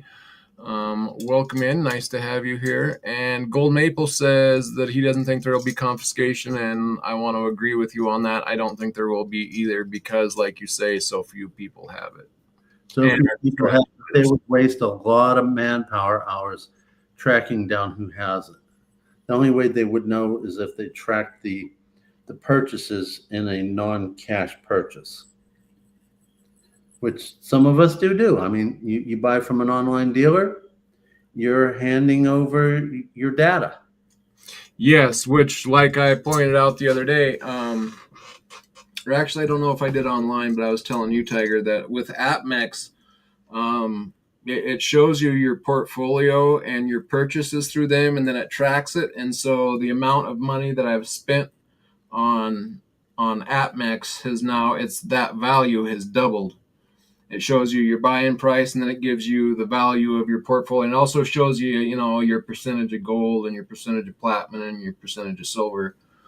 So they're definitely tracking your purchases, but it is kind of handy to see that, it's doubled in value. Yeah, that's why reason I started my own spreadsheet when I first started stacking. I did it for months on paper, did all the calculations with a calculator. And then when I moved out of my Ziploc baggie to my second one, and then finally to the third Ziploc baggie, the wife looked at me having to do more and more math. And I was having the greatest time. I loved math. And I'd do a cross analysis with a calculator. I had the best time. But she looked at me and says, I would really like to spend more time with you. Let me teach you Excel. So everything's on an Excel spreadsheet now. And I put in the raw data and boom, it's there. So I recommend any stacker who wants to keep abreast of what they own, especially if you're considering what your exit strategies are, to please start your own Excel, even if you are a brand new stacker or one that's not been doing your own spreadsheet for years. Start categorizing it. You're going to when things hit the fan, you're going to really want to know what you got. Yeah.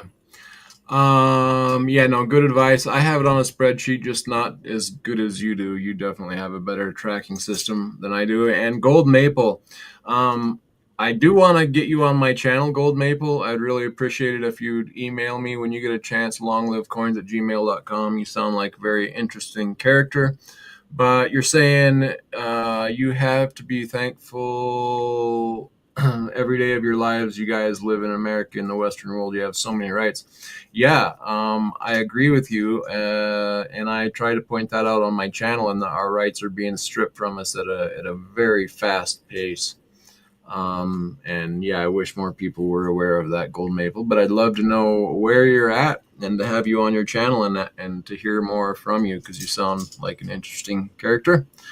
And yeah, 888, I agree with you. The statement, you'll own nothing and be happy, is very intentional indeed. Oh, that's been planned. OTG, you're on fire today. That's kind of funny. I'm actually looking into Charles Schwab right now. Charles Schwab, you was saying Klaus Schwab, but yeah, okay. Yeah, but still, it made me think about Charles Schwab. I'm looking into playing around with just a minimal amount with some of the junior miners, just to see what they'll do. Thanks, Joseph. Yeah, okay. Yeah, cool. And you've been looking into miners of late, and I think that's a good idea. I moved some of our 401k into a personal account where you can manage it. It's the only way I could get myself into gold and silver. They wouldn't do it for me, but I got some of it into a personal account and put half into gold and half into silver mining. Man, I don't know, 6-7 years ago, and I've just left it in there. It hasn't done very well, except I think I should check it again now. They're finally starting to take off. But I wanted it in there because I didn't know when the explosion would happen, and it's been quite a while, but I think it's just starting to take off, which leads into this talk and conversation of you getting into the miners. I think that's a great idea, and I think it's the time to do it, in that it's not necessarily good to be in that until we get in the situation we're in right now. And you go from not only it being good for miners, but like now that it's starting to take off, exploration where you can just make crazy returns is finally maybe something that's got me kind of interested, because those types of chances are now much more plausible than they were before. Well, if you want to, you can share my screen. It has the last video I released, which was talking about crypto versus mining or royalty stock. I've invested only $500 into 4 different types of crypto. And I'll tell you why in a second. Plus, in the not so distant past, like 2022, I invested in a few mining stocks and a few royalty stocks. And for the longest time, there wasn't a whole lot of movement, especially with GLDG. And I bought, which is a gold mining stock.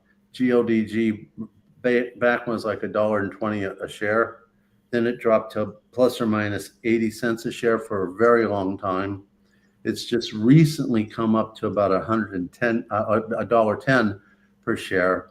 And because of dollar cost averaging, I went from being under, I don't know, 30%, 40% to actually being up 10%.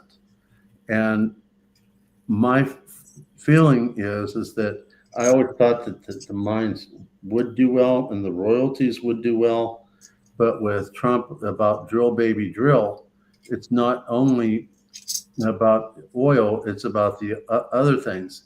And that's one of the reasons I'm looking into other things such as tungsten. We have no tungsten mines that are active. We had 8 at one time. Yeah, that's what. No, I think that's very very poignant and on point. Yeah, things like that. That's why I had Space Miner up the other night, and we talked, unknown metals, and the possibilities that lie ahead for them, because these things have not been paid attention to, and we're going into crunch time where people start. Especially with global positioning, with different ships, battleships being placed at different locations, we're going to need a bigger war machine. And subsequently, a lot of military grade materials made out of tungsten. And, we get it from foreign countries who might be our adversaries. Like, I'm not selling you any tungsten. I'm not giving you anything to come attack me with. Yeah. So, we need to be self-sufficient, whether it's like chips for drones and such. yeah. We need to grow our own food. We need to make our own products. We need to get our own essential metals and minerals. We need to get our own oil. We need to get our own natural gas.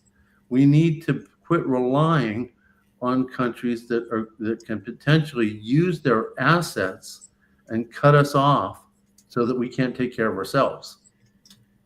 So that's one of the reasons why I've looked into tungsten, because we need it. We are not producing our own.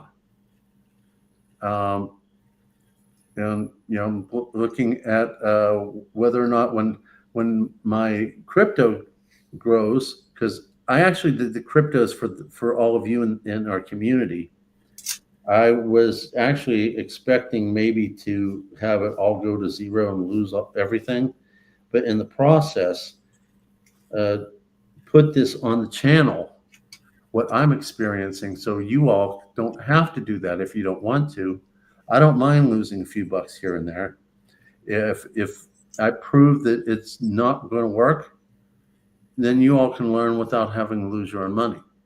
And in the meantime, maybe in the process, you all will like Tiger Stacker as a channel for your education and keep coming back, because I really want to build this channel to where it supports the community, plus allows me to have the fun of teaching. So that's kind of what a lot of the stuff that I do and why. Yeah, no, that's good. Yeah, no, I think we've got good intentions with our channels. We're just trying to warn people, get them some good info. Yeah, I try to teach them, and you just don't want them to take your honey. Yeah, well, somewhat the same thing. Dude, you know why he started showing his real face, don't you? He wanted to show off his Elvis Presley hairdo. Right. Terrible things, guys. Just think every year we have kids graduating from university, entering the workforce. AI is going to take away and make many jobs obsolete. So they say. Either way, with the way the U.S. is going, it is troublesome for the population. That's one of the things I'm trying to warn about, even though I hate warning about it. The last thing I want to do is sound like I'm, unhappy with my own country, because I am, but I love what we originally stood for. I love just like Gold Maple is talking about, not enough people appreciate their rights, and we had those God-given rights, right? Self-evident rights, and the law of the land, which is very, it's very easy for everyone to remain in that. As long as you're not defrauding or murdering or hurting someone else, you have the right to life, liberty, happiness and the pursuit of happiness. I mean, that's very basic and understandable, and it gives you, you know, all the things you need: the right to travel without search or seizure. All those things have been, upended and taken away, and it should not be the case. And I hate to see any more erosion further than we already are. So, but we, you know, we do have a chance. It's not completely gone, but we do have a chance to get our country back the way it was intended by our forefathers. But it takes diligence, it takes paying attention, it takes always trying to keep close to the original advice that was given to us by our forefathers. yeah, and just common sense teachings, like even like me homeschooling, that's one thing they'll learn that they probably won't in school. It's about the very basic, like about money. Like why are we not taught about money? Why are we not taught the Constitution or some of the basic rights? Because they don't want us to know the basics. They don't want our children to know. Exactly. And that's, again, the war from the inside destroying us that I've been trying to point out is not only has been taking place, but is at a culmination point. And if you look at what happened in the 60s, there was a debate between Khrushchev and then Vice President Nixon. And we'd already gone through bouts through decades before about socialism and communism. And Khrushchev went on about the wonderful things about communism. And then Nixon basically shot him down, to which Khrushchev basically told then Vice President Nixon, "We will take your country, and we will start with your children." there you go. That's one of the reasons why I'm so concerned about woke and left wing, and it's just like what I showed with Montague Norman. Get us to fight about stuff that doesn't matter. Yep. Oh, I know it. Moving for the kill. Yep. Yep. Totally. I'm a huge proponent of. I don't know if you know about this, the Tuttle twins. No, I don't know, but I know the left-right paradigm is a huge part of the hope. If I'm not mistaken, you homeschool your children, right? Yep. Okay. Not because I ever wanted to or thought I would, but because of the dire straight situation we're in. Exactly. Now, my son, God help him, is homeschooling his children. There is a set of books out there. They start all the way from toddler all the way up through teenage. Oh, yeah, you told me about those. And they teach the children things that we used to be taught when we were in school. And I bought my grandchildren the Tuttle toddlers because they're too young for more. But it would say things like that. When the ABCs 1, 2, 3, instead of F being for Fox, it was F is for Federal Reserve. So that they start learning the words early on, so that when they get old enough to start putting things together, the Tuttle twins and the stories that they go through, they have one. I love this one. It was about the monster at Jekyll Island, talking about inflation and what happened in 1913, teaching children what happened to the real money. Yeah. So, they've got loads and loads of books. Cool. That's what, I use for curriculum, Ron Paul curriculum, which is funny because it's, you know who Ron Paul is, right? Yeah. His son's in politics also. Yeah.